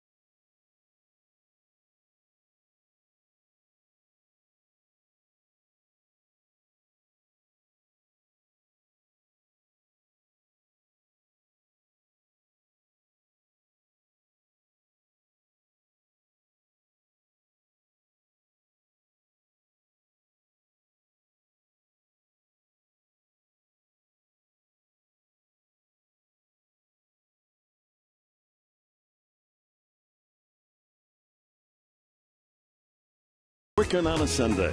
Padres baseball brought to you by Permadontics, Southern California's premier dental implant center. By MTS. MTS moves me. And by Cadillac. Visit your San Diego County Cadillac dealer for an attractive lease or purchase offer. Beautiful nights out in the Pine where you leave the windows open, you get that breeze, and you hear the coyotes, the rabbits eating your lawn. You hear the chickens and the roosters in the mornings, and the horses clippity-clop up and down the streets. Oh, you're getting me in tears here. Country living. Yeah, the country in Michigan where I grew up, there wasn't a lot of romance there, just a lot of hard work. I'll bet. What time did you get up in the morning to work the farm? Whenever my dad said, you know, it wasn't, there's no debate. We used to take we had an apple orchard, a fruit orchard, down to the market every Saturday morning in Detroit, the Eastern Market in Detroit. Hilton, the hitter, against Anthony Bass, 1-1. And so Friday nights, you know, in high school, you could go to the dance or whatever after the game. Sure. He'd say, stay up as late as you want. You're getting up at 4. Ground ball, fair ball, and Gonzalez will take it to the bag himself. That's awesome. So what time did the head hit the pillow in those days? Well, you just knew that you were going to have to get up early, and same with our town was so small they had to bus in kids from the rural area. It was the Armada Rural Agricultural High School to get 33 in my graduating class. And so you had to wait. If you happened to be the first stop the bus hit, then you had to get up a half hour earlier than the other kids. Gotcha. And then you walked home after school, after practice. And hitchhiked in those days. You mean you couldn't text your dad and say, hey, Dad, pick me up? Text. I got your text. That finished father of mine. High chopper, and for some reason, Tulowitzki didn't run. Bass able to throw him out. I guess Tulowitzki only runs when he hits a drive to the outfield. He's not messing around with those swinging bunt stuff. That's why you run. That's why you continue with the play until the umpire says otherwise, right? You know, if it's off his foot, as a pitcher, if it goes to you, a third baseman, a catcher, complete the play. And let's see this ball off the bat. Oh, yeah, you know, it hits. Home plate. Looks like it hits on home plate, kicked up some dust. So Tulowitzki, 3 sharp singles and thrown out by Bass there. Had he been running, might have had a 4th hit. Ooh, big cut by Wigginton, who has walked, fly to center, and struck out. You know, the nice thing about my childhood with my father, and we were poor farmers. We had no indoor plumbing. Well went dry every summer. Was the answer was always no. You know, you never had it was always no matter what you asked for. Dad, any chance I could get a quarter? No. Any chance somebody could pick me up? No. Could I get a haircut maybe this month? No. Swing and a miss. So when he did say yes, which was such a rare time, it was such a treat. Sure. And sometimes those yeses where we're going to drive down to the Briggs Stadium and see the Tigers son on the weekend. That made up for a lot of no's. I'll bet. A lot of no's in our household, too. That's for sure. 1-2. Ooh. That's missed there. At 95, Bass gets that fastball up there. 2-2 to Wigginton.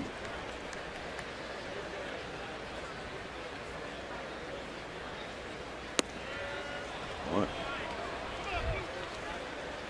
You want to hear one of my first no answers from my dad? The question I asked freshman year high school? What? Car? No. Hey, Dad, can I go to the Kiss concert at the Chicago Stadium? My buddies are going. You know what his answer was? No. Kiss concert? Yeah, Gene Simmons and the boys. Oh, I thought you you wanted to go to a concert where everyone was kissing each other. That was later. That was like my senior year. Okay, and he said yes? Yeah. 22,516 here on our Military Sunday.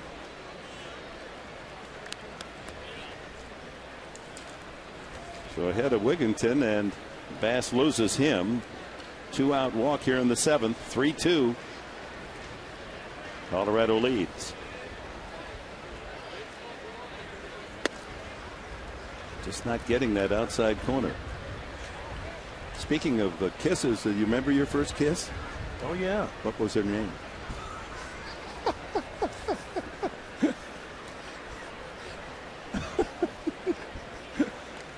You know, I do know her name. I don't want to get that personal. Yeah, just.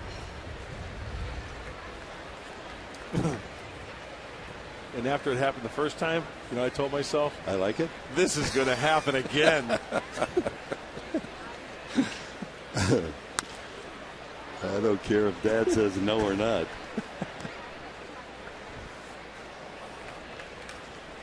I remember one time my dad got tickets to a White Sox game. It was raining all day. and we had to listen to the radio in our kitchen to get updates whether the White Sox were going to be washed out or not. That game got rained out, and I cried so hard. I think I was like 7. I had those tickets in my hand, and I was just praying that the guy on the radio says, "Yeah, the first pitch for the White Sox game is going to be." It got rained out, and I was so depressed. Well, that story can be repeated over and over again. Yeah, young how far guy away or girl that loves this game. How far away where you grew up, Dick, was Tiger Stadium? How long of a drive was it? If you were hitchhiking, it took about an hour and a half to get in there. I must have hitchhiked 10,000 miles before I got out of college. I didn't have a car. So 2-1, and now 3-1 on Chris Nelson, who has 2 sharp singles to right field his last 2 times up, and 5 hits in the last 7 at bats in this series. Drove in what is now the difference in the game with a single in the 5th inning. Got Fowler in. 3-1. Runner goes. A high foul fly out of play.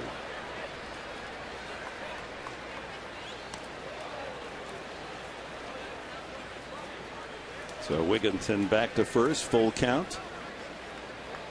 Gonzalez looking into the dugout, and Bud Black says play behind the runner. 3-2. Try to close that hole on the right side. Nelson likes to hit to the opposite field, but he pulls this one to the shortstop. Throw across by Bartlett in time, and the inning is over. We've reached the stretch half of the 7th inning at Petco Park in San Diego, with the Rockies leading the Padres 3-2.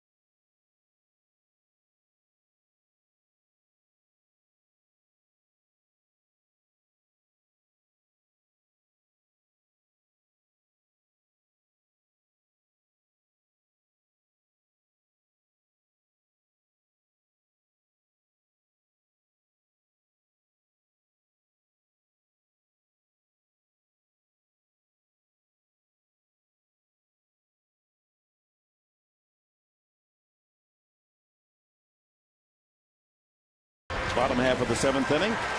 Beyond the Box Score is brought to you by Discount Tire, where America saves on tires. One-sided in Cincinnati. The Reds 9-0 out, hitting the Giants 13-3. Joey Votto, a big game. 4 runs batted in and a home run. And the Diamondbacks have moved up another run on the Dodgers 4-1. Roberts and Parra with solos. Navarro with the Dodger run on a home run. So you're up to date on the National League West. Here, the Colorado Rockies, 3 runs, 9 hits, an error. They've left 9. Padres 2 runs, 5 hits, no errors, and have stranded 4. Lower third of the lineup for Bud Black, Forsythe, Martinez, and the pitcher's spot here in the last of the 7th. And Nicasio stays in the ball game. His pitch count is only 79, but the bullpen is active. Matt Belisle and Matt Reynolds, a right and a left-hander, ready just in case.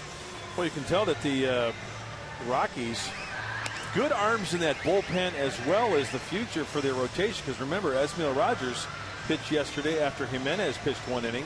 Good arm on Rogers, and Nicasio has shown some good stuff this afternoon. He struck out 8. His high in this, his first big league year, is 9, and that was against the Padres on June 14th. Forsythe has fly to center and line to right. It's tough to come by for the youngster.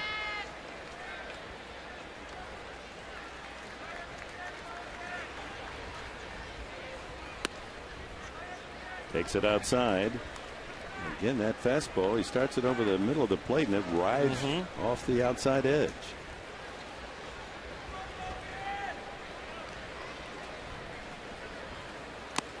Fouled into the glove. 1-1.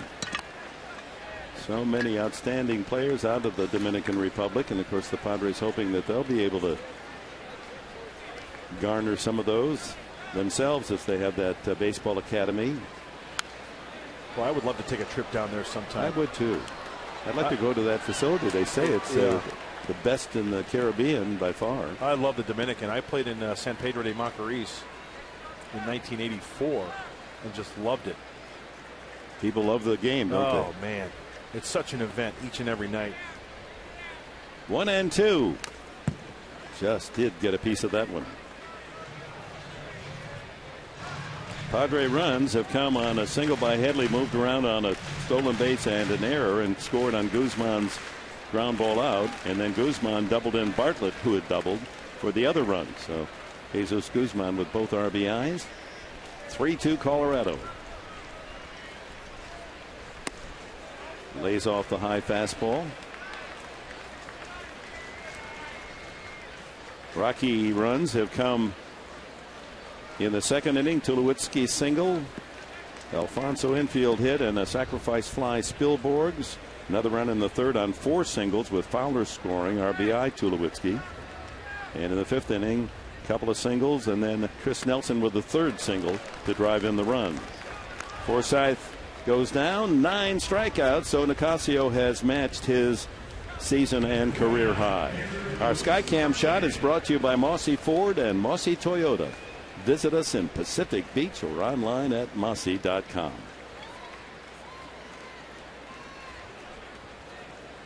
The Colorado pitchers in a strikeout frenzy in this series. There's a strike from Nicasio. 9 strikeouts in the Friday night game, 13 strikeouts last night, and 9 strikeouts for Nicasio today.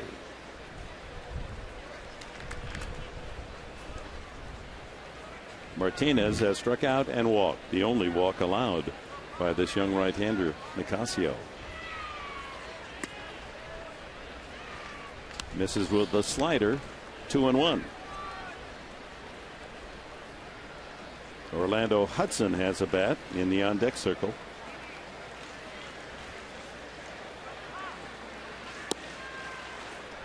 Three and one.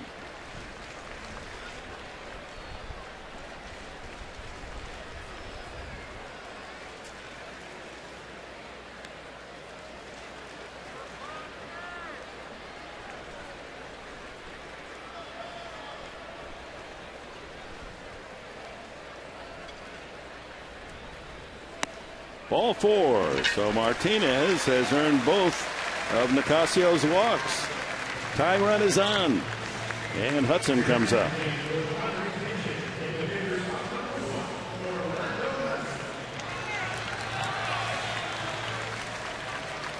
No pinch runner used by Bud Black.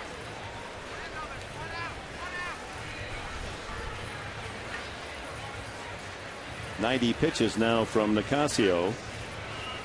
Both of the relievers are ready if needed. Belisle, the right-hander, and the left-hander Reynolds. One out here in the 7th. Padres down a run. Martinez with a walk at first base with 1 out.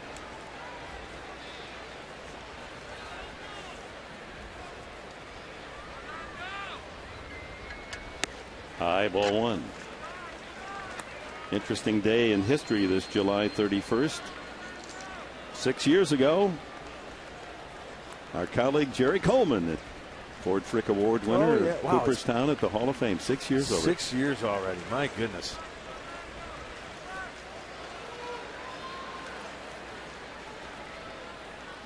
High again, 2-0. And here comes Bob Aptedeka out of the dugout, the pitching coach for the Rockies. As suddenly Nicasio not showing that razor sharp control. Kind of working under that last pitch to go 2-0. Maybe detected something in his delivery. Elbow dropping just a tad, but it looks like he's doing a lot of the talking to Alfonso. Also on this day, Mark, I remember this, 1954, Joe Adcock of the Braves hit 4 home runs and a double and set a major league record, 18 total bases in one game. That's a good day. That's a good day in the big leagues. Don't end the game. Let me continue to play.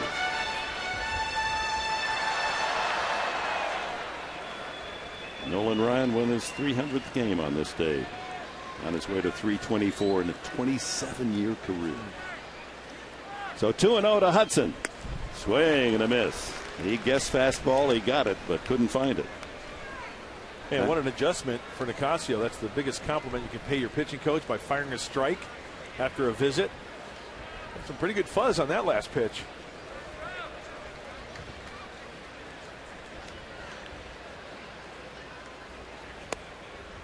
Two and two. Another fastball at 93.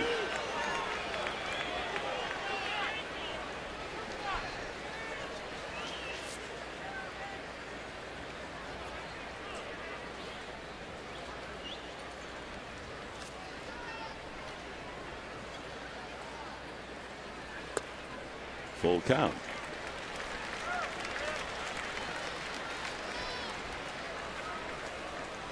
Yeah, big pitch in this ball game. A 1-run affair. Colorado 3-2. Tying run Martinez at first with 1 out. Full count. Pinch hitter Orlando Hudson.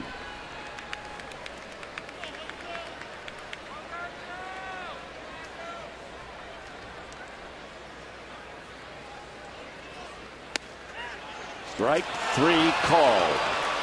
Guccione punches out Hudson, and that's 10 strikeouts for Nicasio.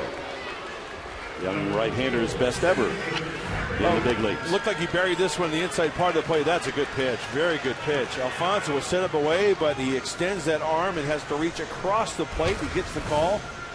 Good pitch, good frame. 32 strikeouts in 3 games for the Rockies pitchers. Maben has struck out, safe on an infield hit, a swinging bunt, stole his 25th base, and he flied to right in the 5th inning. 1 for 3. Well, it's been a long time since Maben has homered, hasn't it? Seems like it. 6 homers on the year. I guess he got one. Is it in Florida that he last homered?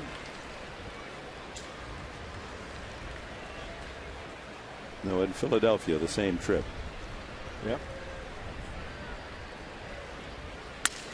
Broken bat looper, and Nelson runs it down. He has played a big second base, couple of singles and an RBI. Chris Nelson having himself a great day at the ball yard. Takes a broken bat potential hit away from Maben.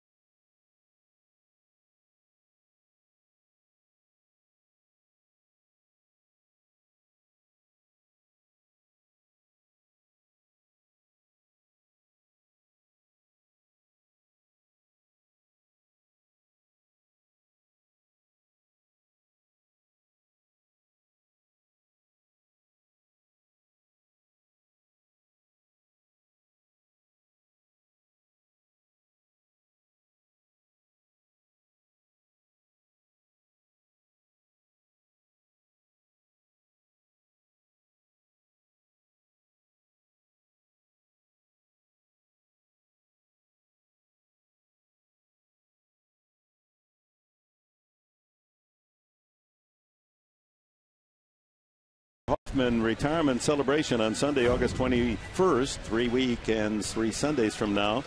All the more attractive because you young kids, 14 and younger, first 8,000 of you will receive a Padres backpack presented by Ashford University. So along with being there, going to be a sellout to see and salute Trevor Hoffman.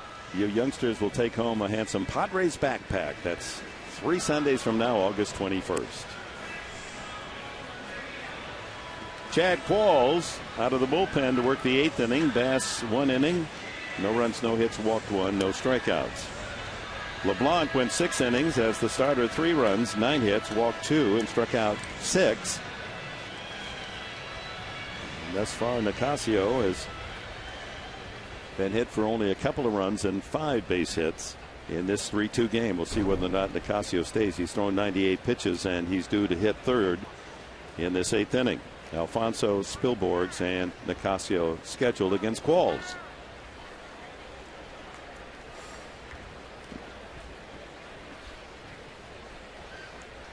Close game. This might be where Mike Adams would come in, so perhaps this is a hint of the thinking of the Padres. The first ball swinging and a base hit to left field. Alfonso drops one in front of the left fielder Blanks, and now the ball gets away, but not far enough for an advance by Alfonso.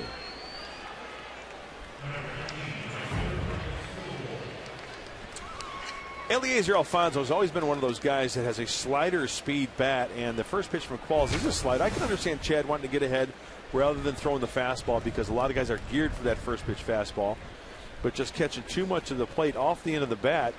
It's a classic example of speeding up a guy's bat like Alfonso. A couple of hits for Alfonso after his grand slam last night. And who started last night with only 17 at bats and 4 hits, and enjoying his visit here against his former ball club. The Padres. Was a Padre a couple of years ago. So leadoff man on.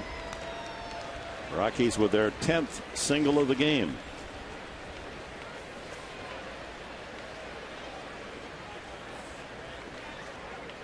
Spilborghs a sacrifice fly, a ground out to 3rd, and a strikeout. Seth Smith is on deck. So apparently Nicasio's afternoon is finished. Quite an effort for him.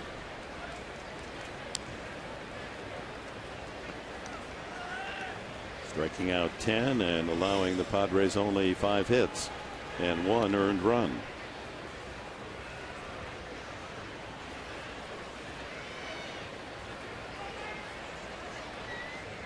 Two and 0. Turbo sinker.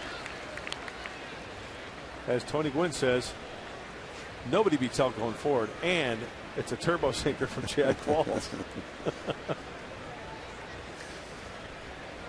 I tell you what, I was going to comment the other day, but didn't have enough time. There are a lot of statues throughout Major League Baseball of the greats that have played at certain venues. That, and I'm not just saying this, that is the best statue I think I've seen. The sculptural rendering exactly just depicts what Gwynn was. Exactly. From everything, from head to toe, hands, feet, helmet, bat, everything just perfect. Even the back pocket. Yep. Yep. Ground ball up the middle. Bartlett takes it at 2nd and fires to 1st for the double play. Spilborg 6-3 double play, 2 outs. And Smith will come up with the bases empty. Did you see Chad Qualls lay out on that play? He wanted to grab at it. Watch Qualls.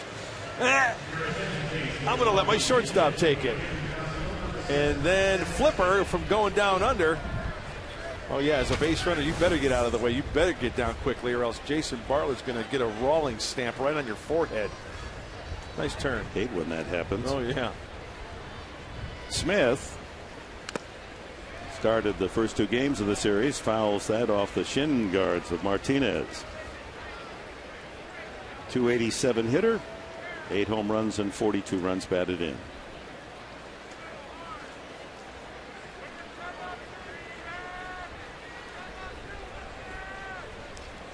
Bad news is the Padres trail by 1. The good news is Rafael Betancourt hasn't warmed up yet. The snail may be resting today. Hey, no offense, Rafael. We hear he's a good egg, good teammate, great guy in the clubhouse. He's still slow. Smith, 1-1. You know, when you put up great numbers like he does, right? He puts up good numbers out of that bullpen. I guess you can be as slow as you want, right? I think they put a little cayenne pepper inside his uniform.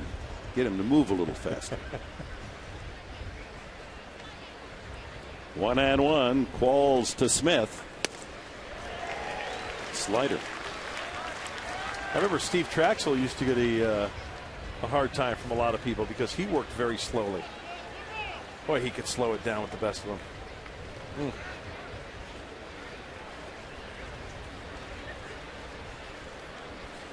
1-2 to Smith. The power sinker too low. So back at you tomorrow night here on Channel 4 San Diego, 6:30. Our Honda Dealers pregame show. Corey Lupke, Clayton Kershaw, 2 young left-handers will duel. Should be a good one. Off the inside corner, and the count is 3-2. Umpire Guccione getting some razzing from the fans behind home plate.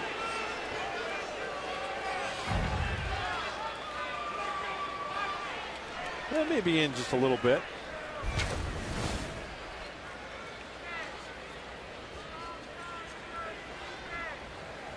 Struck him out. Fouled into the glove of Martinez. No runs, a hit. Double play takes care of the leadoff single by Alfonso. Padres coming up, bottom of the 8th inning, needing a run to tie.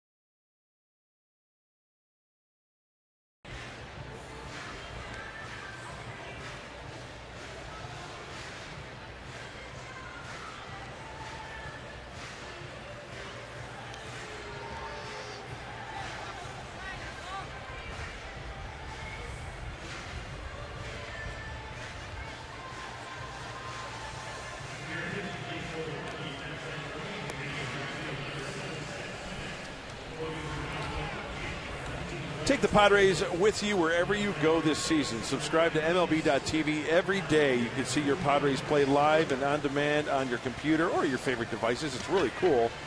Visit Padres.com to order and get more details. It's MLB.tv. Baseball everywhere. Dick? All right, Mark Grant. Rex Brothers, a young left-hander, just 23 years of age. Comes in to work the 8th inning. Pitched the 9th last night. Struck out 2 of the 3 men he faced in a 1-2-3 9th. Securing the 10-6 Rockies win. He'll face Bartlett, Headley, and Blanks.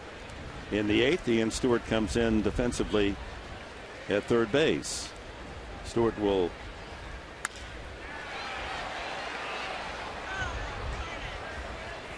go to third and bat first. And put him top spot in the order. Brothers in the 5th slot. Bartlett, a couple of hits, an infield single A shot off the pitcher's leg, Nicasio, and he struck out and doubled into the left field corner, scored the second run for the Padres in the 6th. Fouled into the glove. Catcher Alfonso 0-2. Brother is a strikeout pitcher. This is his 25th game. In 20 2/3 innings, he struck out 30 batters. Yeah, he's got closer stuff. Up high, 1-2. 96 on that fastball.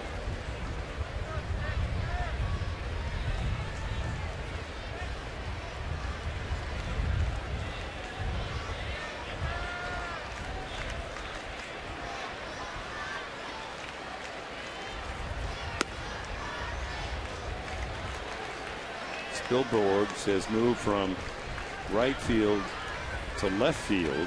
Smith goes into the game in right field, so the outfield now left to right is Spilborghs, Fowler, and Smith. Wholesale changes made by Tracy. Oh, that one was a 55-footer. 3-2 now. Bartlett trying to get on here to lead off the 8th inning. Yeah, a blue bit of blast, some way, somehow.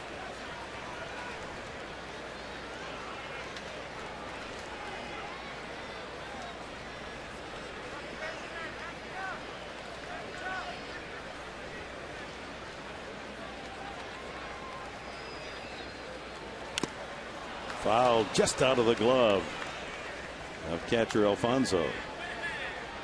They got a piece of the shins as well. So Bartlett still alive. Count full with Headley on deck. Padres playing with man short in terms of bench players because Ryan Ludwig sent to Pittsburgh in a deal just before the trading deadline today.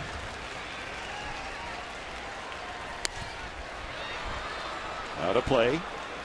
Padres will get a player to be named later or cash for Ludwig.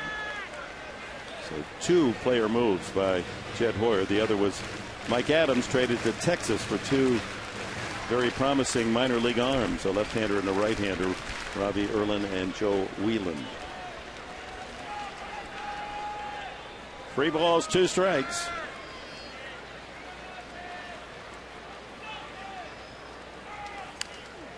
And he spoils another.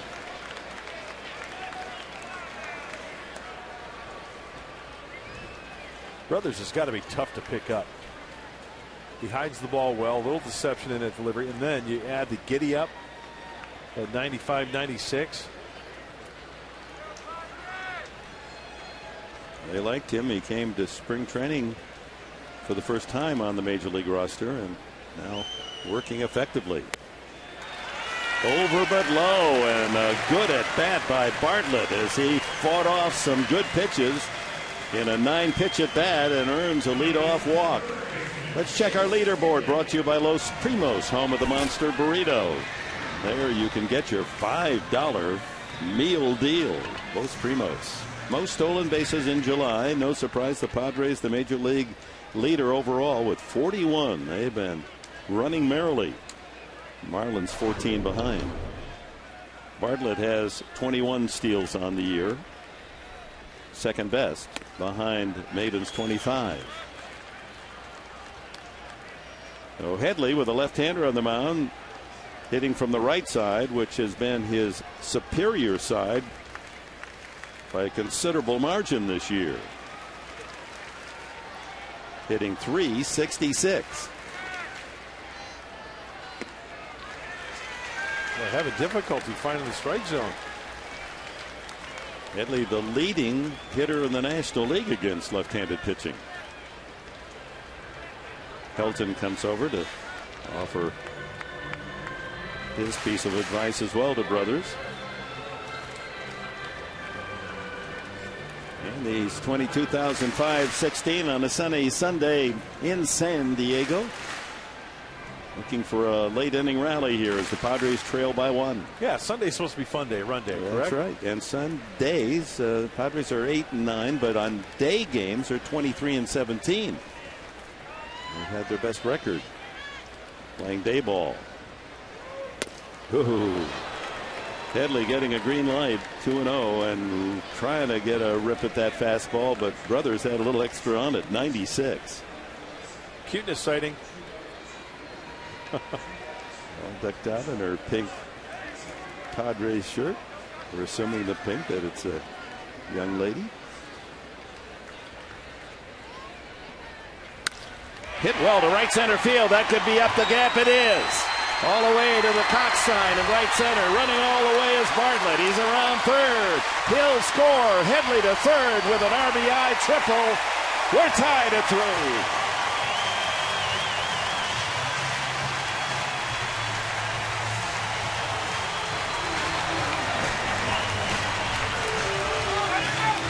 Headley's second hit. Perfectly aimed between center fielder Fowler and right fielder Smith. Well, there's a reason why Chase Headley has those numbers against left-handed pitchers. Using the whole field. He's got the timing down with that leg kick, taking that ball all the way to Cox Alley in right center field. That's a good at-bat. 2 good at-bats. Jason Bartlett drawing the walk, and now Headley. First triple of the season for Headley to tie the game at 3. No one out. Go ahead score at third. Here's Cal Blanks. Takes low ball 1. He has struck out, popped up, and flied to center. Chance to take the lead here in the last of the 8th inning. Blanks in the cleanup spot. Late addition when Ludwig was traded right at the bell at 1 o'clock. Fouls at the plate. Blanks, since being recalled, is 2 for 24 and seeking his first RBI. Headley the go-ahead score, 90 feet away, no one out. Infield in. Stewart, Tulowitzki on the left side, Nelson and Hilton at second and first will come to the plate to try to cut off that go-ahead score.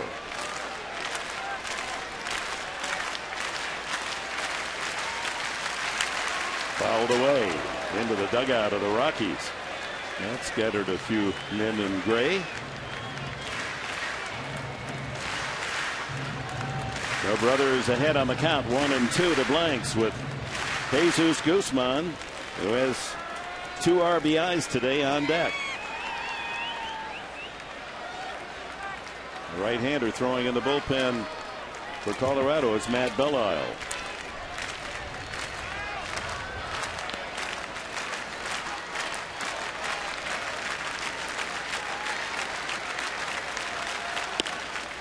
Over but low, 2-2.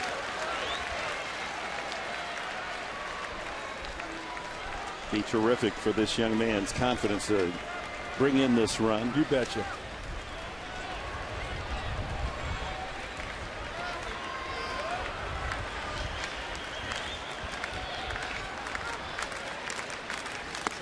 Three and 2. Good patience on those last 2 deliveries by Kyle Blanks.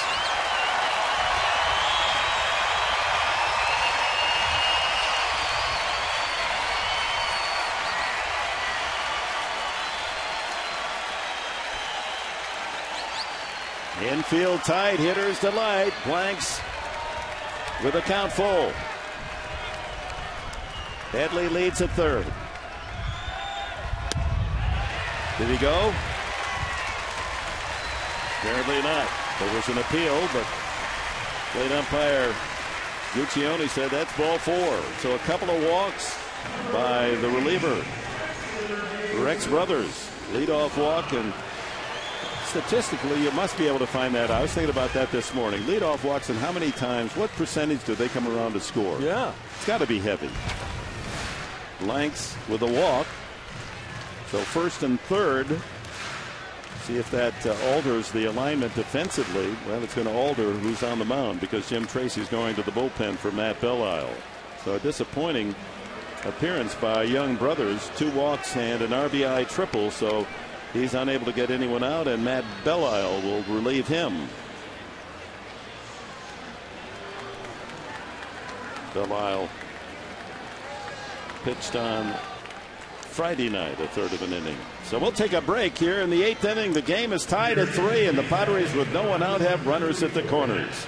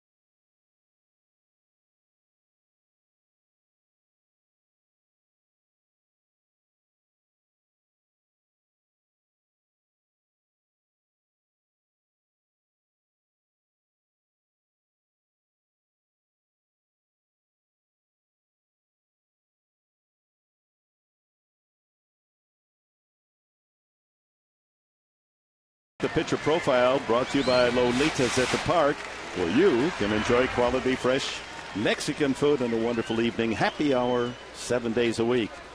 Belle Isle, lots of decisions for a relief pitcher, 5-3. He allows some hits, 283 batting average against, almost a hit per inning pitched. First and third. Headley with his RBI triple to tie the game at third. Blanks now at first. And Guzman, who's knocked in 2 runs today, at the plate. He now has 20 RBIs. Chance to put the Padres ahead for the first time, and he takes a slow curveball for a strike. Righties off of Matt Belisle are hitting .314. Tulowitzki and Nelson back up a step on the infield. Not as tight as they were with Blanks up. There it is, another hit for Guzman. The Padres take the lead 4-3. Jesus, 3 RBIs, and San Diego's in front 4-3. Jesus is on the loose. Putting the ball in play, the infield in, cutting down the angle. Belisle starts him off with a curveball. He gets a fastball, middle in and down, and hits the ball squarely. Nicely done. Some good at-bats this inning for San Diego. That's his 6th RBI in this homestand, Guzman, in 6 games. Gonzalez batting for the 2nd time after replacing Denorfia in the lineup. Squares the bunt. There's a throw through, and that goes to center field. A late break by Blanks, but he makes it anyway, and then scooting in the second is Guzman.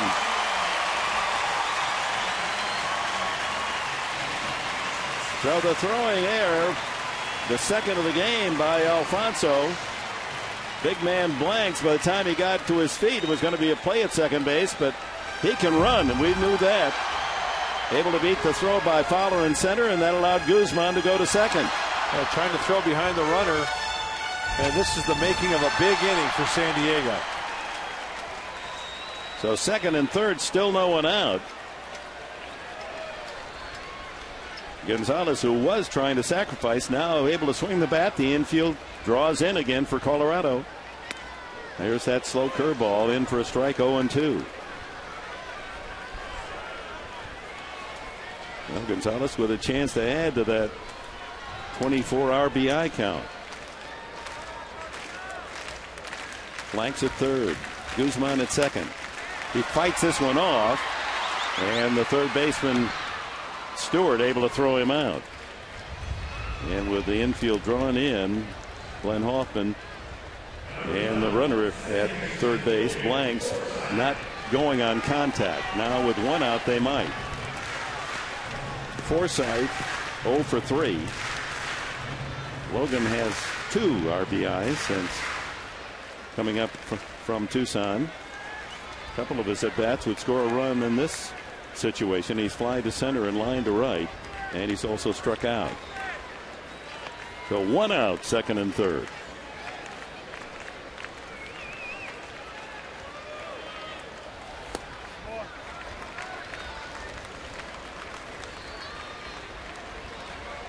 Padres fighting to come from behind.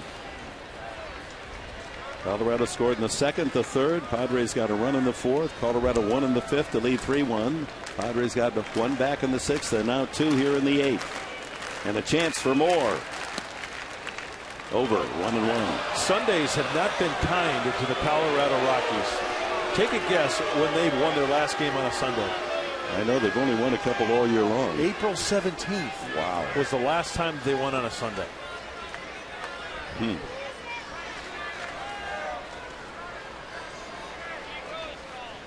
A ball and a strike to Logan Forsythe. Squeeze, but he bunts it in the air, foul. You know what I was thinking right there? Eliezer Alfonso, he's got big old number 88 coming down that line to Kyle Blanks. He's thinking, please foul it off, please foul it off. That was the suicide version. Blanks was coming. Got to add on here. Have to add on. A ball, 2 strikes now to Forsythe.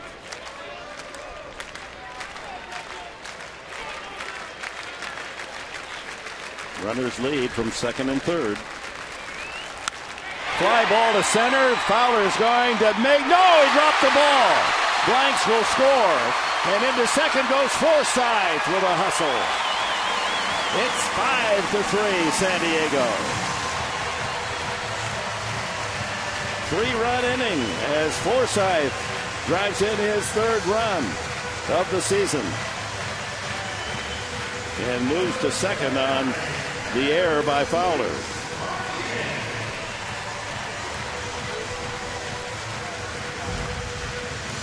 They're going to call that an error all the way.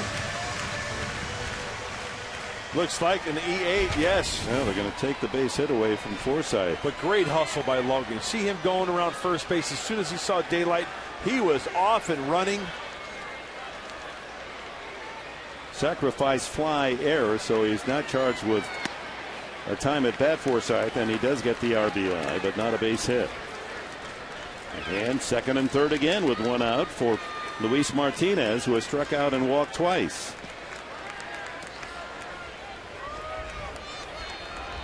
If I had been a scorer, I might have given Forsythe the base hit on that play. 1-1 to Martinez.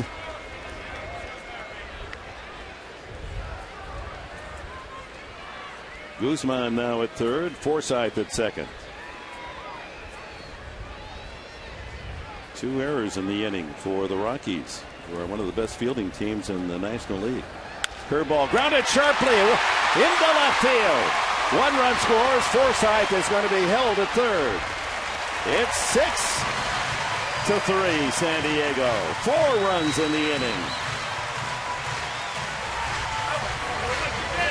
Martinez with his 3rd RBI of the season since coming up.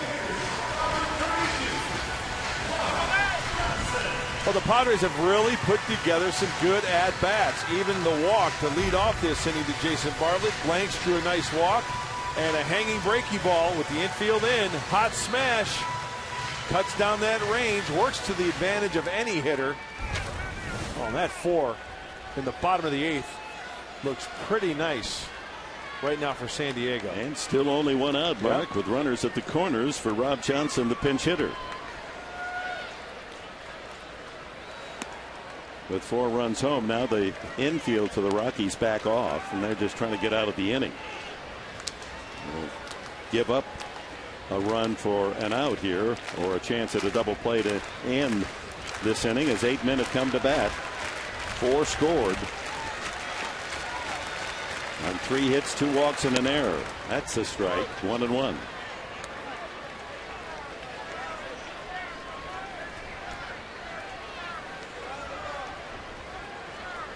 Three of the 4 runs will be charged to Rex Brothers.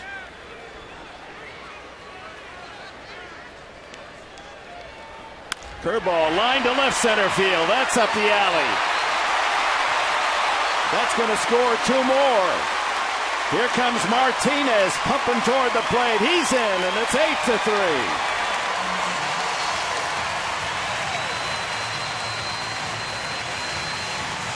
Forsythe and Martinez score on a 2-run double by pinch hitter Rob Johnson. We had to package this inning. 8-3. Everybody's taking their hacks, and the Padres have taken advantage of some mistakes. You talk about a mistake. A hanging breaky ball to Rob Johnson, middle in. Well, the Padres getting their running in this afternoon on the base paths. Good to see Rob Johnson getting into the act. And the Padres have hit around now as Cameron Maben is the batter.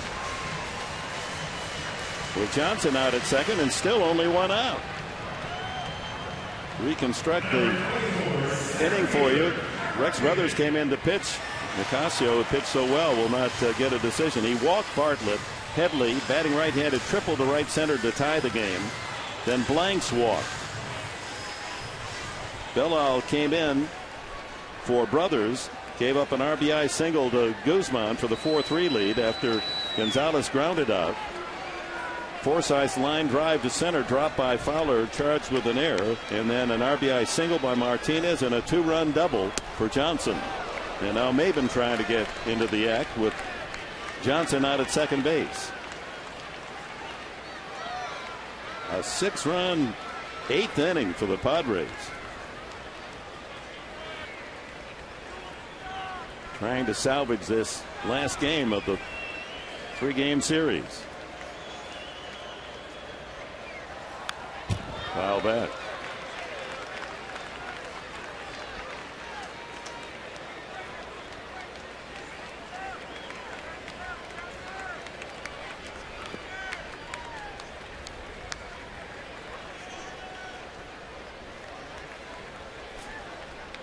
Two strikes to count on Maben.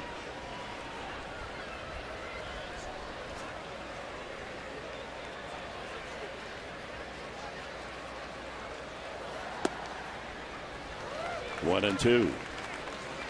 Well, John Dewan of Acta Sports, who tracks the baseball numbers, has gone back 10 years. Major League Baseball leadoff man walks. He scores 38% of the time. That's big. Yep. Fouled out of play. That's a good stat to know. Good catch made by a fan.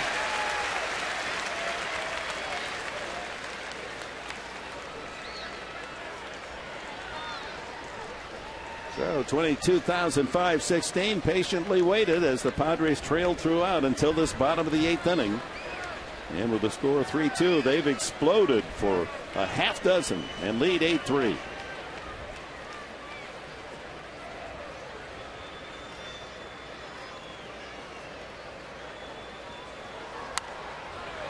Watch out.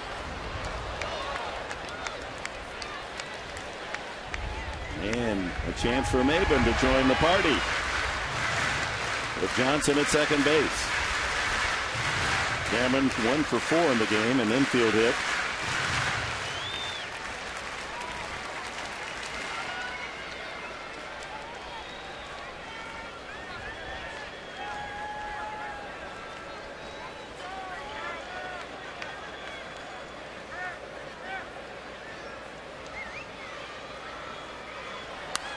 And another foul off to the right. A young fan with a glove reaching over the barrier, first row, and he snares a prize to take home. All the better to get a souvenir when you make a big catch. Get on TV as well. And a hug from Mom.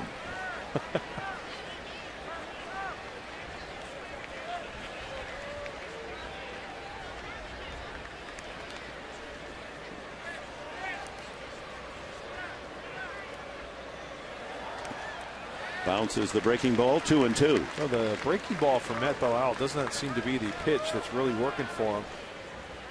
Hey, let's go back to that catch, Dick. This is why you bring your glove to the ball yard.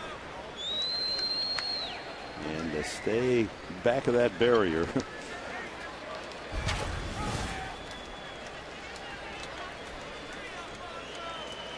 And still 2-2 to Maben.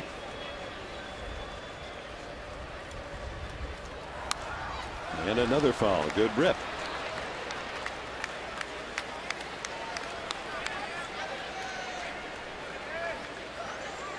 Well, Military Sunday, and the Padres finally bring out the artillery here in the 8th inning. Yep.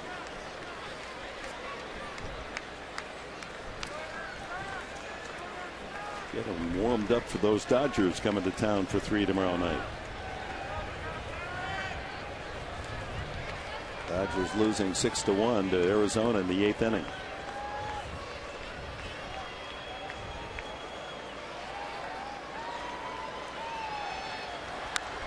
And another foul.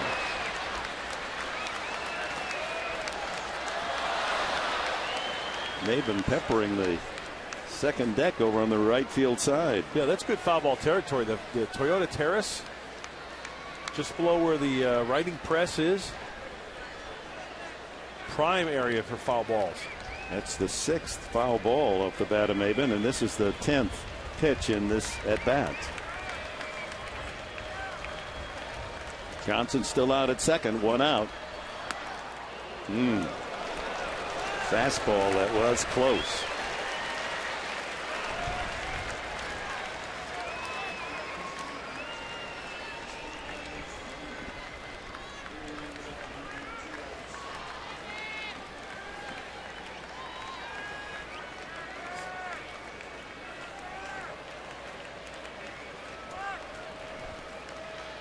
Full count. Fouls run to the left side, and Glenn Hoffman said, "I'd rather you follow him the other way." Glenn was ducking for cover. Well, here comes the 12th pitch of this at bat.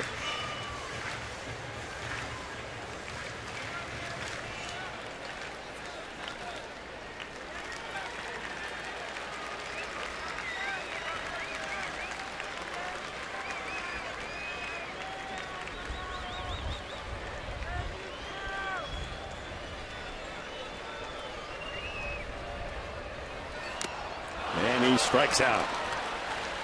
That was quite a battle, and Belle has recorded the second out of the 8th inning. And here's the man who started it, Jason Bartlett, with a walk.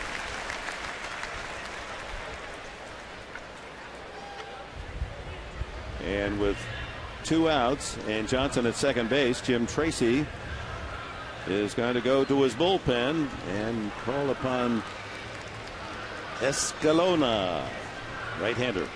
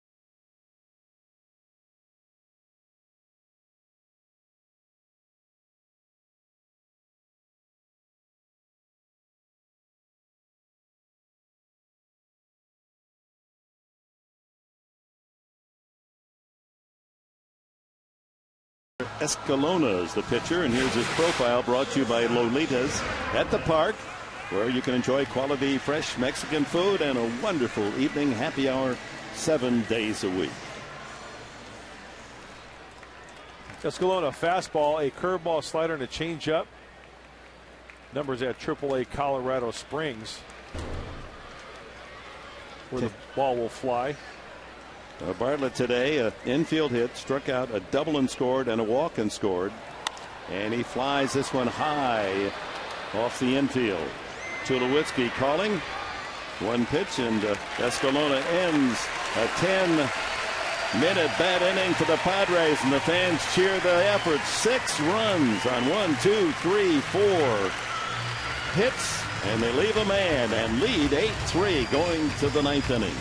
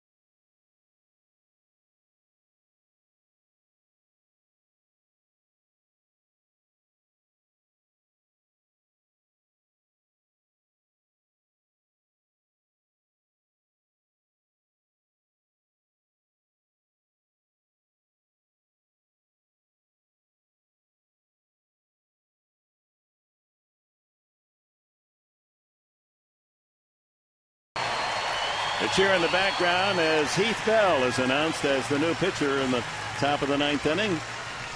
Bell, many thought would have been traded today, was not.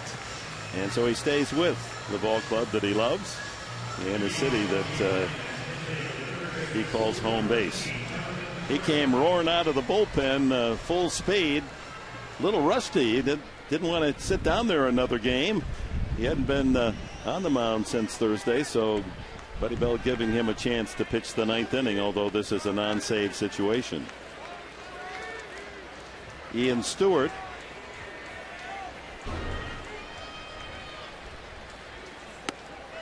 scheduled till they know it's Eric Young here, but they had said that Ian Stewart was going to be in this first spot, but Jonathan Herrera is the switch hitting pinch hitter.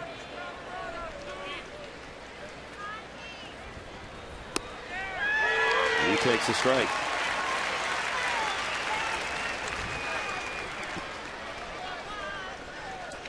One ball, one strike to Herrera. Fowler and then Hilton scheduled against Bell. One hopper, Bartlett across for the out.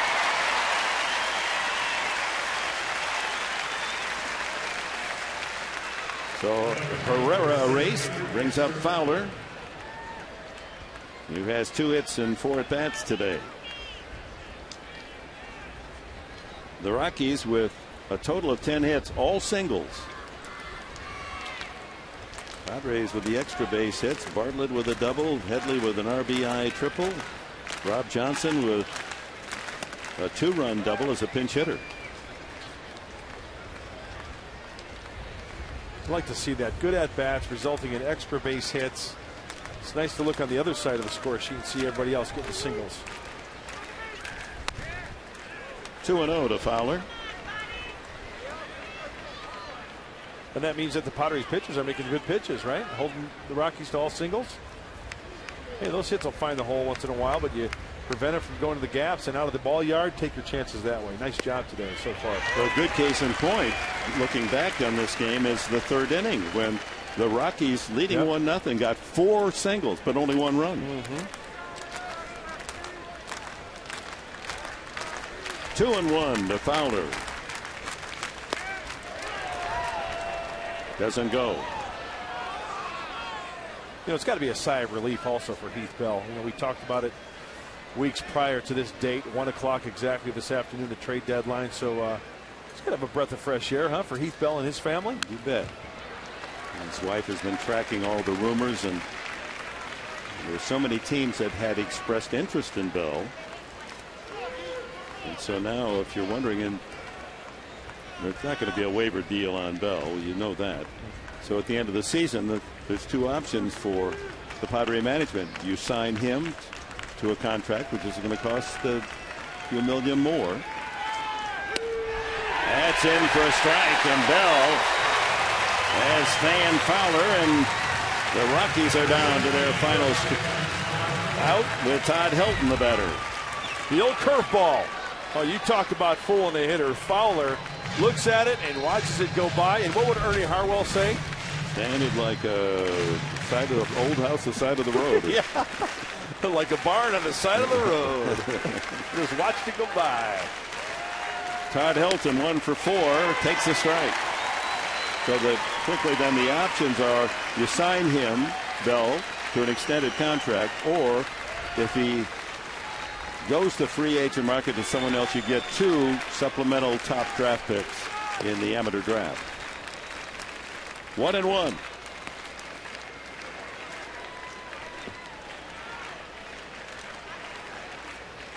Two outs in the 9th. The Padres leading 8-3.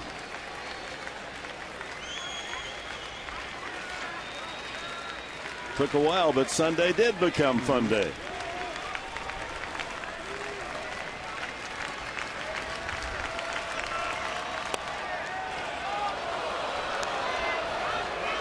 Fans thought that was a strike. 2-1.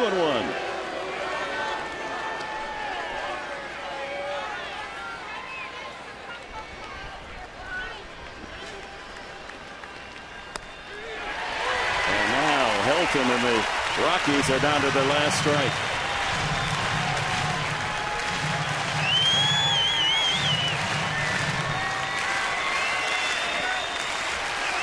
520-2000, 516.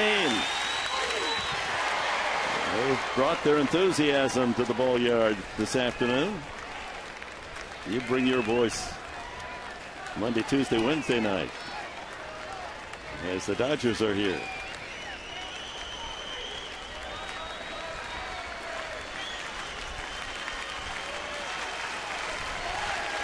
Bell trying to get a tough out. Helton and close the door. Way outside, 95 on the fastball. With Tulowitzki on deck.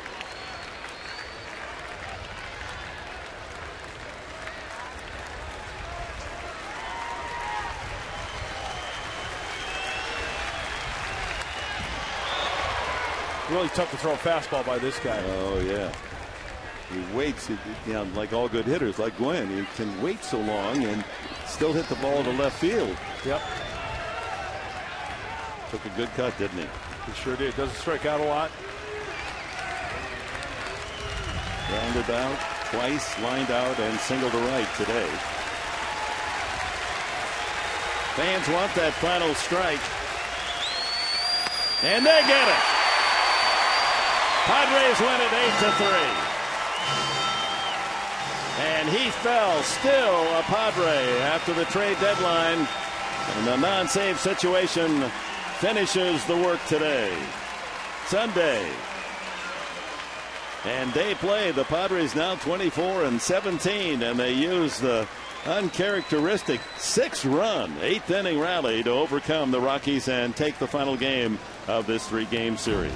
We'll check the totals for you here at Petco right after we pause for these words. Bell rings up a Padre win.